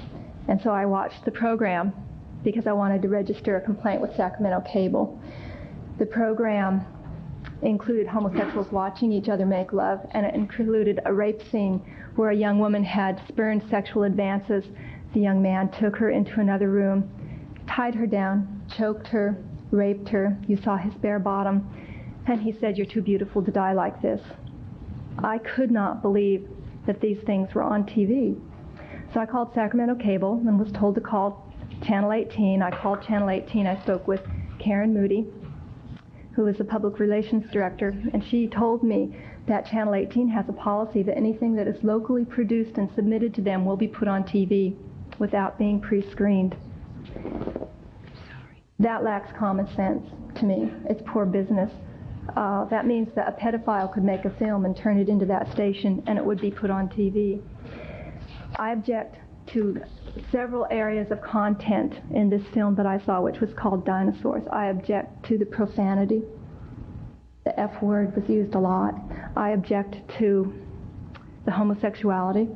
That's something that I personally think does not belong on TV. I object to the sexual explicitness. I don't think that's the kind of thing that our access station was set up to have on TV, whether it's homosexual, heterosexual. We don't need that on TV. I object to the violent rape. That's something that's against the law. And when that scene finished, I sat there for a few minutes and wondered, was this real? I mean, did they really kill her? The director did a good job, I have to admit. He's a talented individual. It was just horrible. I would encourage each and every one of you and the board members of 18 to watch this, because I don't think you can really understand how horrible it was until you see it for yourself. This kind of thing does not belong on TV. I wrote a letter to the board of directors of Channel 18, and I hand-delivered it down to their office because I had spoken to Ron Cooper and wanted to address their board because I was so concerned. And I spoke with him at that time, and he again told me that because of the First Amendment, they didn't want to pass judgment on anything. I think that we have a responsibility to maintain some standards for this community. I don't think profanity belongs on TV. I don't think that sexual explicitness belongs on TV. And in the new legislation that was recently passed, it says the access channels cannot have sexually explicit materials. But as Mr. Esposito said, it's going to be quite a while before any rules come about that. So I'm turning to you. I'd like to see Channel 18 Board of Directors deal with this problem. I don't think they're going to, and so I'm turning to you instead. Something needs to be done. It doesn't belong on our TV channels. I have letters that I'm going to give to Mr. Fletcher, and these are the originals. I didn't make copies So these are from people in the community.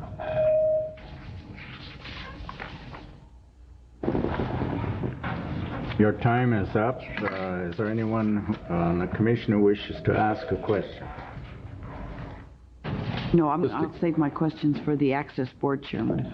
Natalie Evans.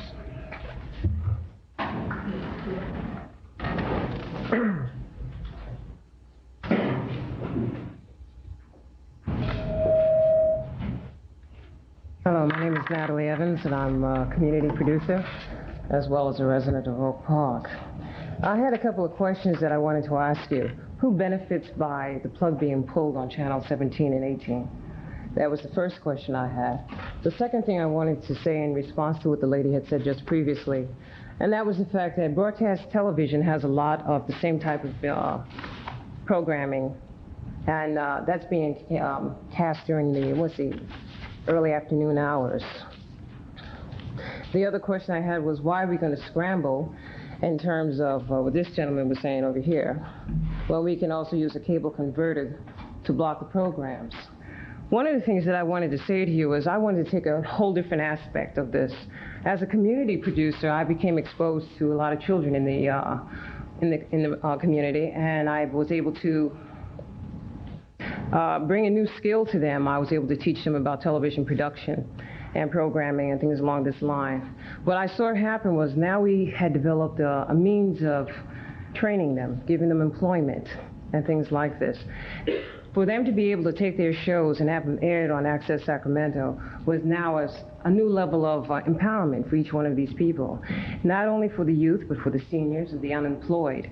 So it has a whole nother avenue if you take it away from where we're at the moment.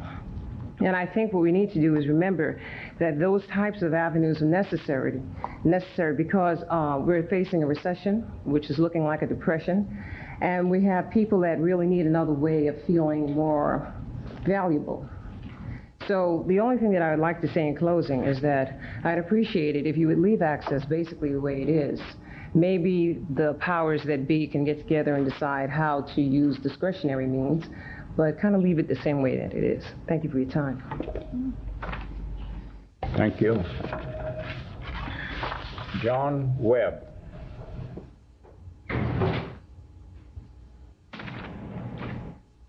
Good afternoon. I'm an Access Board member and an instructor of television production for the Sacramento County Office of Education ROP program.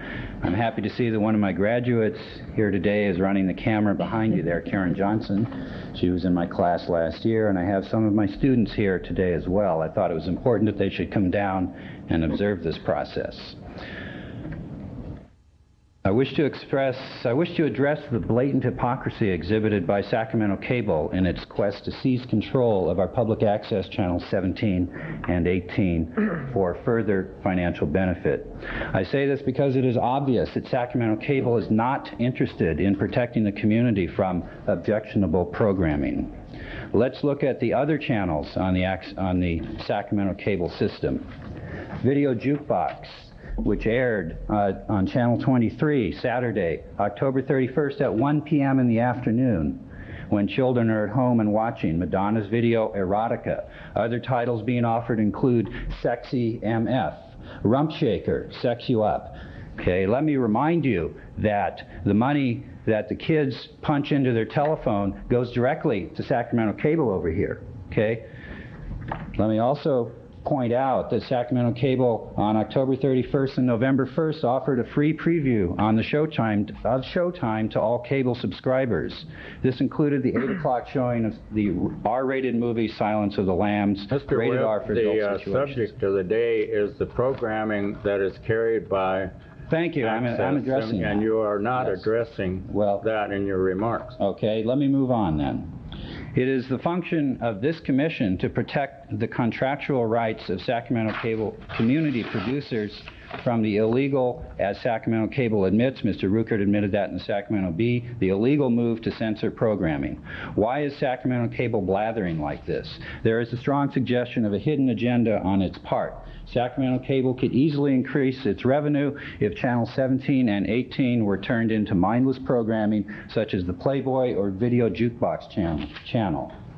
The examples cited by Sacramento Cable of objectionable programming, such as dinosaurs, are irrational. The scene that they cite, the Janet Mr. Gill Webb, Society... you're not addressing the programming of Channel 18. Yeah, he is. That's exactly what he's talking about. Program that appeared on the channel, sir. I think he is. Okay? Yes. That scene was shown after 10 o'clock at night with a disclaimer, a warning for visitors. I'm willing to take this to the Supreme Court with whatever allies I can find if you choose not to defend the channels, as is your right and your obligation to do. Despite the revisionist history by your attorney over here, I think you should listen to some of the other people and some of the other legal arguments before you adjourn to your other meetings. Thank you. Mr. Webb? In my understanding, you think that programs such as Dinosaur should be shown on Access 18? Yes. Okay. Thank you. Mr. Grayling Love. Sure. What is called what was it? The name of it. Good afternoon. Before I start, I would like to read this following letter, and I guarantee this is totally relevant to the programming on Channel 18 and also KCBL Cable FM 88.7. To whom it may concern, it has come to my attention that some of my comments in my radio show seems to have given some people the impression that I am profane and obscene. This is simply untrue. I sincerely apologize to everyone who took offense to any of the content of my show broadcast on 10/30/92. I did not intend in any way to offend or attack anyone in the community. I must also state that I also stand by the content of my statements concerning Mr. Ruckert, and that I deeply regret any pain or confusion the perceptions of my statements have caused his family. I hope that he will consider the same for my family. Sincerely yours. I've signed this and put myself down as KCBL radio personality. The question has been raised, how do we meet the responsibility to the community? By when we make a mistake, when we offend someone and it is brought to our attention, we take the time out to say, yes, I said it, I'm sorry if it hurt somebody, and we get on with our lives. There's one aspect of Access Sacramento and also KCBL which I believe Mr. Ruckert is not aware of nor is addressed, and that is that Access Sacramento gives the priority to the community to turn their dreams into reality. Not to be able to go to a suntanning booth and get burnt, but to turn your dreams into reality.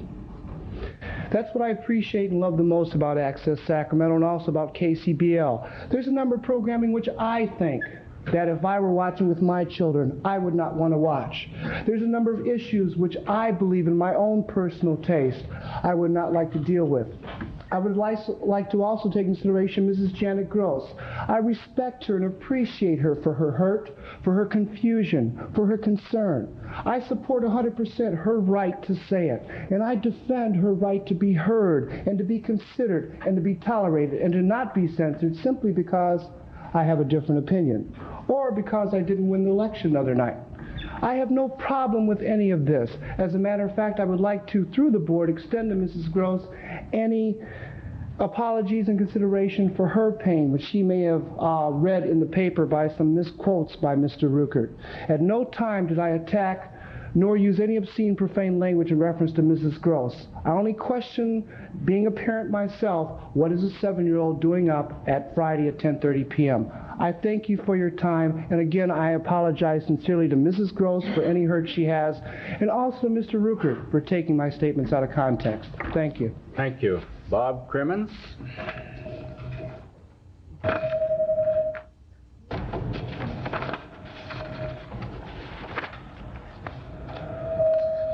Good afternoon as well. My name is Bob Crimmins. I'm one of the producers over there at Access Channel 18. And to give you an idea, I've listened here this afternoon about what the dollar is spent for, what the people are getting out of their money. And it seems that you're zeroed in on one particular program at one particular time on that channel. And I'd like to show you something else that has been put out over those airwaves to the people of Sacramento via my program, Health in America, which has been on for 5 years now. And I've had such guests on. I could talk for probably an hour to tell you the guests I've had on and some of the things that we've dealt with. Some of the guests I've had on are the Sacramento Police Department, the Sheriff's Department, Mayor Ann Rudin. These people have been on several times. California Highway Patrol, federal drug agents, doctors from UC Davis Med Center, the District Attorney's Office several times, County of Sacramento, City of Sacramento. I've had Weave on with us. Let's see here. I've had some other guests outside of that type of thing. I've had people like Jack LaLanne on, Attorney Melvin Belli, Dr. Joyce Brothers, Dr. Earl Mendel, Dr. Linus Pauling, Dr. Lyndon Smith, Dr. Jeff Kane from UC Davis Med Center Cancer Clinic over there, who teaches people how to deal with, when they have cancer, how to deal with what they're going to have to go through, them and their families as well. We've dealt with Alzheimer's disease, over-medicating the elderly, osteoporosis, food irradiation, reducing blood pressure. We've had the Diabetes Foundation on with us. Dr. Bernie Siegel talking about cancer. Other programs on death and dying, on men and grief, handling grief, raising healthy kids with Dr. Lyndon Smith. We've had divorce on. We've had healthy relationships, programs about having healthy relationships. We've had programs about growing old in America. Like I say, I could take an hour telling you about the things that goes out over Channel 18 for the people's dollar. And so I'll give you the rest of the time. Thank you. Thank you. We have approximately 15 minutes, maybe 18 at the most, before we have to vacate the building in preparation for the next meeting. Kim Ruckert, you may come forward at this time for whatever comments you would like. Will I put a little speech out again and start one more time? Oh, we have all your points. I won't do that. I've listened to what a lot of the people have said. I've read a lot of the letters, both pro and con, on this issue. It's very obvious that I have to tell you that the lion's share of my customer base is upset with the programming. They're not encouraged by what is going on Access Sacramento, and they do want us to take aggressive action to stop this type of programming. What about the horrible programming that you've got on the other channels? Have you got a way to... I will address that. Okay, great. On the other side of it, Access Sacramento, with many of their award-winning programs and very elegant programs and excellent informative programs, have been well received by this community. And it's interesting, up until only 3 weeks ago has this become a real issue, and that's when we start displaying frontal nudity and foul language and explicit sex acts. We have no problem with the American Diabetes Association, doctors and lawyers and various people speaking on Access Sacramento. We don't have a problem about talking about the Sacramento social issues that we have to deal with as a important part of our community. But we do have a serious problem with things that are considered lewd and lascivious and are not part of a general public viewing, and it is not ever displayed in any way, shape, or form in the graphic nudity and language that is being displayed on any form of broadcast television, such as ABC, NBC, CBS, or whatever. So, therefore, if we were just to look at those standards, that would be the standard that might be at the bare minimum acceptable levels. As far as programming such as Video Jukebox, which was displayed, yes, that is absolutely true. It is a pay-per-view programming video, and we do not receive any direct monetary benefit from those programs. Those programs are logged in through Bell Telephone and are a 900 service that are paid directly to Video Jukebox, who in turn pays us, as several others such as HSN, Home Shopping Network, Home Shopping Clubs, they pay us a very small portion of that programming content. As of March, the first day of March, their contract has expired. We are evaluating that programming because the programming on Video Jukebox is supposed to be relative to our community, which rap music is relative to the community, but the content is questionable as to whether it should be on basic programming. As a basic programming channel. So we are evaluating that. But as in anything else, we were told by Video Jukebox, which is now referred to as the Box, that they would program their channel reflective of our community and based on how the community buys and sells or buys programming from them. So in essence, I don't know of any other programming. If you want to talk about Showtime, HBO, Playboy, and all those services, they are pay TV and pay-per-view services. The customer knows what they're buying. They have a right to elect to buy those things, those services, and at that point in time, they can either disconnect and not pay for it or stay connected and pay for the service. It is not part of our basic programming. That was one of the points I was trying to key in on what had been said about the other programming, and I wanted you to be able to respond to that. So the distinction you see between pay-per-view or lockout and Channel 18 is different from your perception. Oh, absolutely, because that is a conscious buying decision made by a consumer that is paying us $10 a month or $120 a year to have that programming into their home, or for every movie on pay-per-view, $4.95 a month per movie. So they are making a buying decision, and they are making a decision that they do or do not want to watch those programs. If we go through the basic lineup, with the exception of Video Jukebox, I would have to say that I cannot find anywhere in our channel lineup any type of programming that closely resembles what is being shown on Access Sacramento.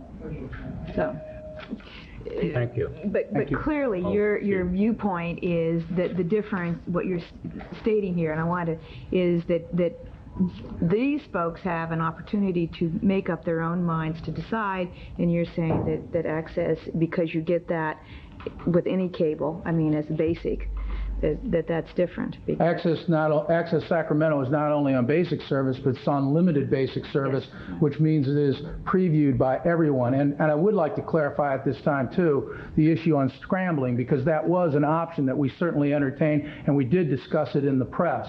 But the facts are there are many other options that we could implement that would not violate laws, and we're not at this point ready to discuss those things. But if it came down to that level, that we had to go to that, I would like to see the Access Board resolve the problem themselves. I do not sit on that board. I have no input on that board, and I would like to see them resolve the problem and for once listen to the community, not to a bunch of Access producers that are sitting on their board and are definitely skewing the programming content that's being represented on that channel. Thank you. Thank you, too.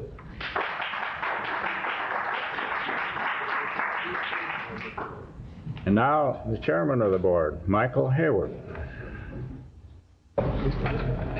Thank you, Mr. Chairman. How much time do we have left on this subject? We have to get out of here at 10 to 1. In the process, we have others to hear yet. Yes.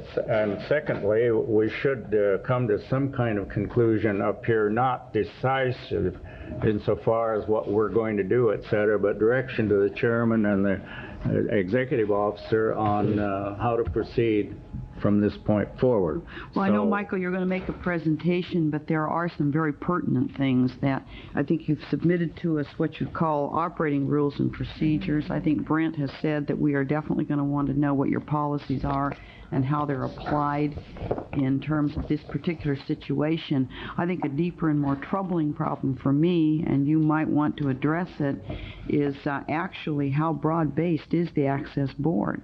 You know, we spend a heck of a lot of time discussing during that whole process of cable television in a community and community programming. We spent a lot of time discussing who would be serving on that board. Never in my wildest dreams did I think the board would be made up of Access producers, if that's true, and you might want to address that in this public forum. I thought that it was supposed to reflect all facets of the community, perhaps one person who might be representative of independent producers, but not a board full of independent producers. So that's a serious charge, and you might want to address that. You might want to address whether the Access Board holds open public meetings that people can come and express what they feel are standards in the community, where they can see how broad-based the board might or might not be, and you might want to address how well that board goes out to recruit new members. You know, how do people become a part of the Access Board? Because as one board member of the Cable Commission, I take seriously what Brent said.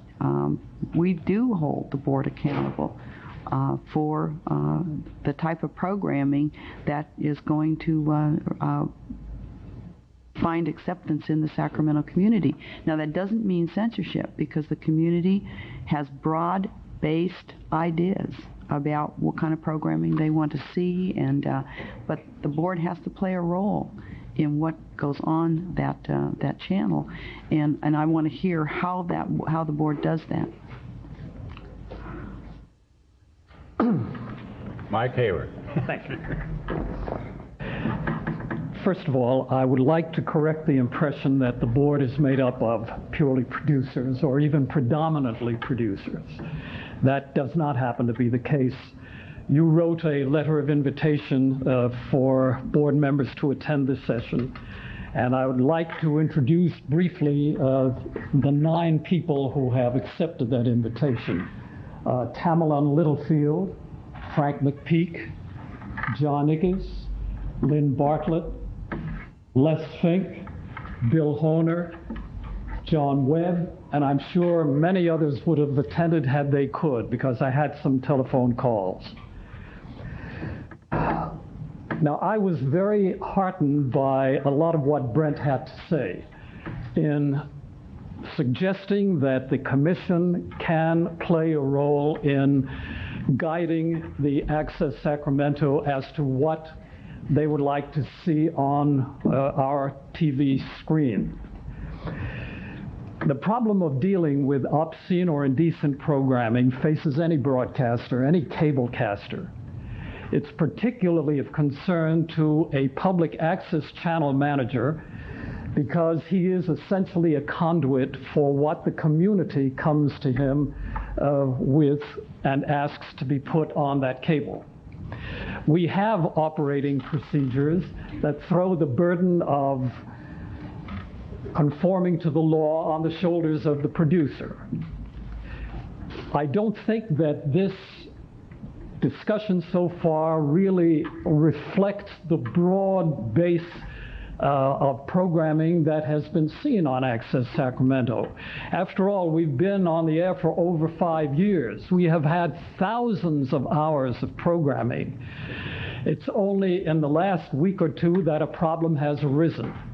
And I want to assure you that we will be more than anxious to solve the problem along with other members of the community. When a lady complained recently, Janet Gross, about a program that appeared at about 10:20 p.m., we took that very seriously.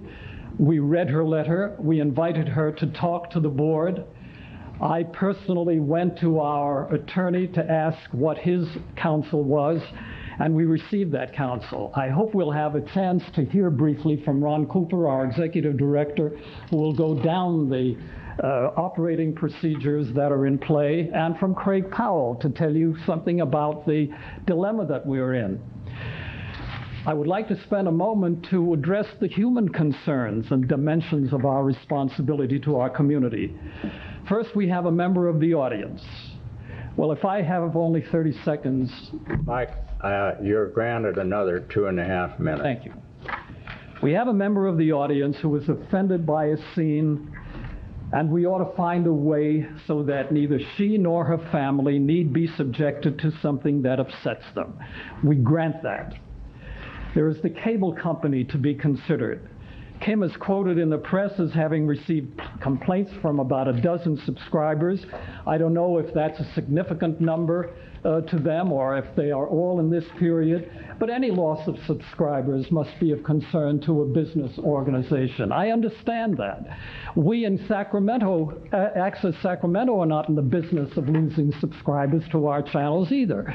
So we are of one mind. We would like to sit down and work out a legal solution with all interested parties. Finally, though, please don't forget that there is the creative producers in our community who need a forum for their work and whom we all want to encourage. Each of these partners has a logical claim on our service, and we'd like nothing more than to solve this problem, so long as we can do so in conformity with present law and with the Constitution of the United States. So far, the solutions that have been presented have put us in a dilemma. The complainant says that we, in effect, ought to censor our programs. Our attorney advises us this would be illegal. Kim Ruckert has threatened to pull the plug on Access Sacramento. Now, I think that should involve the Cable Commission. You are the ones with the contract with the cable company, but I honestly hope we won't get to that point. I would like to suggest that you take the initiative, you members of the Commission, play the role of an honest broker, as you did recently when the Asian community complained about some program changes. If you would call the players together, you would find Access Sacramento very eager to find a solution that will be in the best interests of the Sacramento community that we all serve. If I understood Brent, he suggested, or rather Rich, he suggested that the FCC may be laying down rules in about 6 months. We'd be glad to follow them. The program board is not a bunch of wild-eyed producers. I assure you we take our responsibilities seriously. So please, public access and community program in general has been a marvelous asset to this community.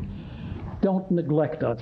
Take an initiative and try to solve this problem with us. You'll find us more than eager to go halfway.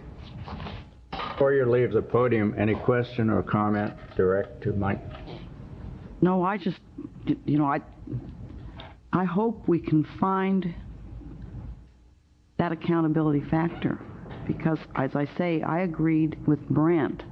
I don't think that ever in our wildest dreams we thought that just anything, no matter what it was, no matter what was turned into you, with any disclaimer, you were just going to stick on the air. At least I never suspected that. Or why would we even need an access board? What role does the board play in concert with the executive director if they don't set down some standards for programming? That doesn't in any way threaten local producers, but it does you've got to set at least some standards. That's where I'm coming from. Let me just ask one quick question. Have you actually put this on the agenda and had your board discuss it? Has this item been on the agenda? The complaints and that particular programming? It has never, in all our 5 years, we have never had this item until now. And when we got Mrs. Gross's letter, we immediately put it at the top of the agenda of the next board meeting and invited her to appear. So it is on the agenda for the next meeting, but it has not been discussed as of yet. She's already spoken to the board. Okay. And if you allow me, I'd like to call on Craig Powell to tell you a little bit of the dilemma that we are all in, and we're all in this together. Mrs. Gross, please be seated, Mrs. Gross. Obscene or indecent programming is not what Kim Ruckert defines it to be, or Mike Hayward, or even Orville Fletcher. Oh, and that is what I would like Craig to address. Well, Craig, you are the next on the agenda, and in terms of time, you're going to be the final speaker. And I will suggest to others who have commentaries how to handle that as soon as Mr. Powell is finished. Mr. Chairman, thank you. This is a very, very difficult problem. It's one that the Board of Directors of Access Sacramento has been very sensitized to for the last 5 years. This is not something that's just come up all of a sudden. They have been advised and counseled all along. They have considered these issues all along. We've been relatively lucky in Sacramento in that we haven't had many problems come up in this area. We have had problems with defamatory speech, libelous speech, commercial speech, but up until now, we haven't had this problem. Now, first things first, we are not alone in this problem. Public access, independent public access corporations funded by government, with channels provided by government, have to face this problem all around the country, and we have to be cognizant of that. Number two, we cannot operate in an environment of threats. It is inappropriate for our cable operator to threaten to pull the plug as they've done so in the press, regardless of the law in the area. That's not the proper approach to handling this problem. The way to handle this problem is an intelligent assessment, an objective, dispassionate review by all the players involved. I want to talk a little bit about the law in this area, and this is critical.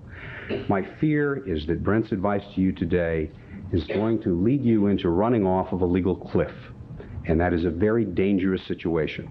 What I would suggest is that you would take my memorandum, you would take Brent's advice, and you'd hand it to your relative legal advisors for your constituent entities. I'm talking about the county council and the city attorney. I think this needs to be assessed. Brent's assessment that you have full and complete authority and control constitutionally over the content of these channels is based solely and exclusively on a recent United States Supreme Court decision called Russ versus Sullivan. This is the abortion gag rule.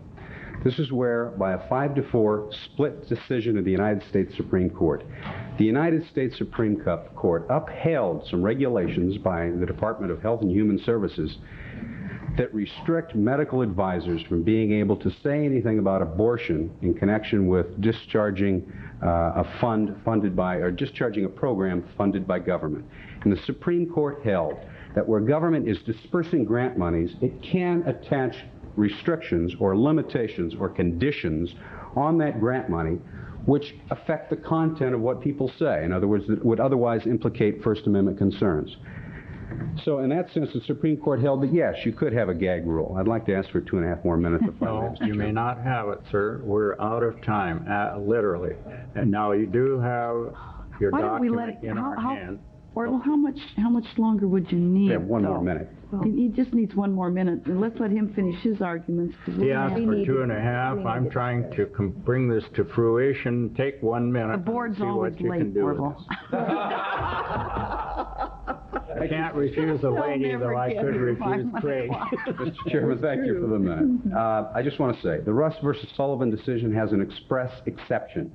And the express exception makes it eminently clear that the rule of Russ versus Sullivan does not extend to public forums.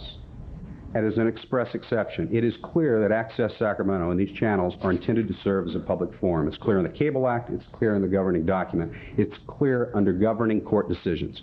What I would ask is that we do this, is that we have a task force prepared and appointed, which consists of access directors, members of the public, Brent, and I would suggest that we have and invite one or more First Amendment constitutional scholars from one of the adjoining law schools to break this deadlock, because we cannot afford to make a decision here. We put that group together to evaluate what can be done. We evaluate the time channeling rules of when such programming is broadcast. Can we ban it altogether constitutionally? Does the lockbox mechanism work? Can we find a mechanism where a subscriber can call in the cable company and have the cable company ban or turn off their channel for whenever indecent programming is produced? In other words, we submit to the cable company a schedule of what might be adult programming, oriented programming, and then have the subscriber decide for himself. Thank you very suggest much, that dialogue is the way to go. you. Thank you. I wanted to say this. Ladies and gentlemen, there are others who desire to speak. We're out of time. Would you please put your remarks in the form of a letter and address it to our Cable Commission, to Mr. Esposito. You can find out the address from him or from our secretaries on this side. It's the only way we can handle it in terms of time available. I want to make a comment to you as chair. It isn't the law that is going to settle this. It is goodwill. Goodwill, which is over and above the law in the respect that it affects people's judgments, emotions, and their view of things. Yours, mine, everybody. I think that the Access Group Board of Directors should be aware of this, and that you've lost goodwill in the resignation of a number of people who represented a broad part of your community.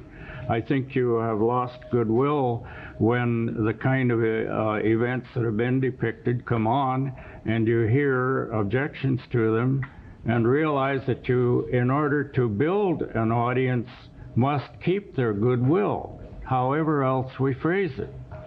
When it reaches our attention as members of the Cable Commission, and we are political as well as individuals, that we have to look how to restore goodwill.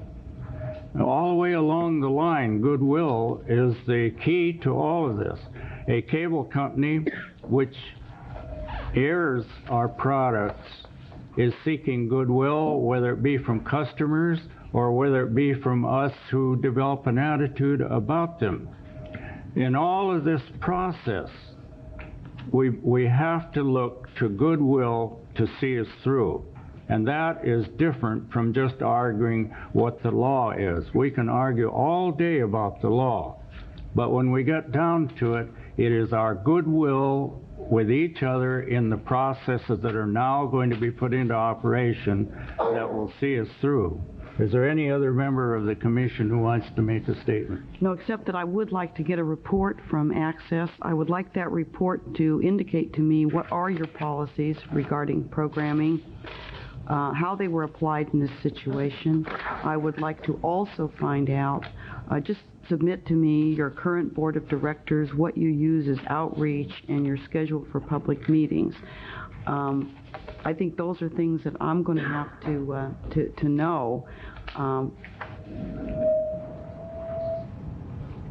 I agree that, you know, goodwill isn't going to, it's basic, but there's also a structural and accountability problem here, and one that we do have to answer to the community. We're the trustees of those channels. We've got to answer to that. And so I'd like to know what are Access's plans for addressing this.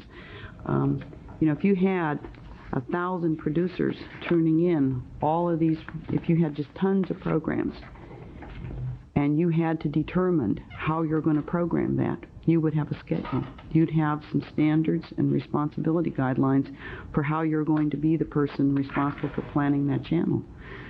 And that's what I'm looking for, and whether or not you have developed any standards for programming. Just very quickly, because I think we need to leave, and you're not going to be able to solve this today here, that's for sure. I agree about the goodwill, because frankly, this commission and Sacramento Cable have had their fill of lawsuits. I mean, we're the last group of people in the world that need any more lawsuits, having spent the last 7 years trying to get out of that process. So I think it needs to be something that we need to do together. And I frankly would like to see, first of all, just the board of directors putting it on their agenda simply, and which is why I asked that question. Had the board had an opportunity to discuss the item first, to try to come up with a recommendation before any decision is made, and see if they can deal with it. That's why they're there. That's why we had all that discussion for so many meetings as to kind of a check and balance. And I, as far as I can tell today, they haven't really had an opportunity yet to deal with it. I think that ought to be the first thing that you do, is have it put on their agenda.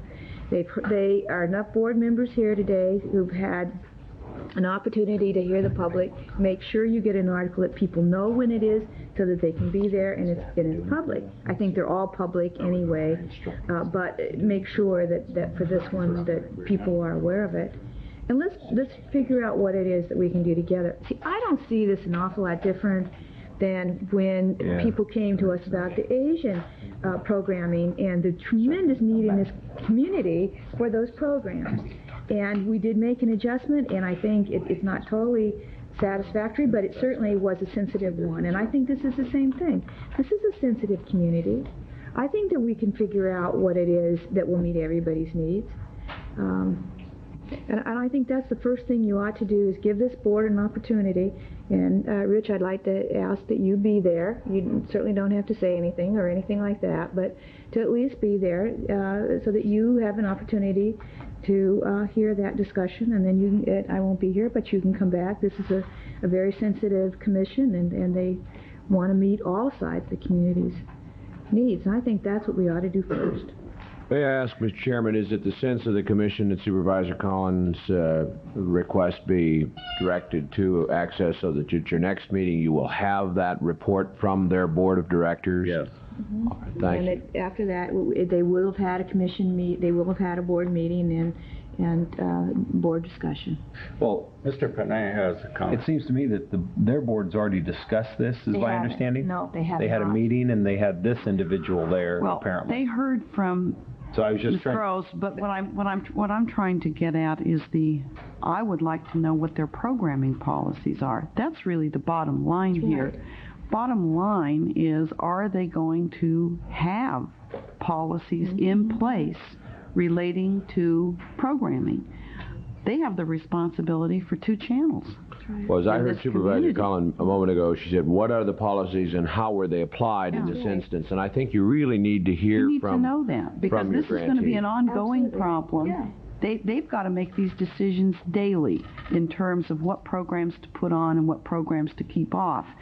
If they're going to tell us that they take every single tape that's brought to them with a disclaimer from whoever made it, that this is a fine piece of product to put out on our cable system, I find trouble with that. I really find trouble with that. We don't need them to play that function. Those tapes could be turned into anybody on those channels. Why would you even have an access board? You know, you've got to have a board and a director that's exercising some responsibility. That's what their role is, I thought, was to do the programming for those channels. Now, that doesn't mean that the programming is going to be bland and non-controversial. I just want to know what the standards are and how they're applying them.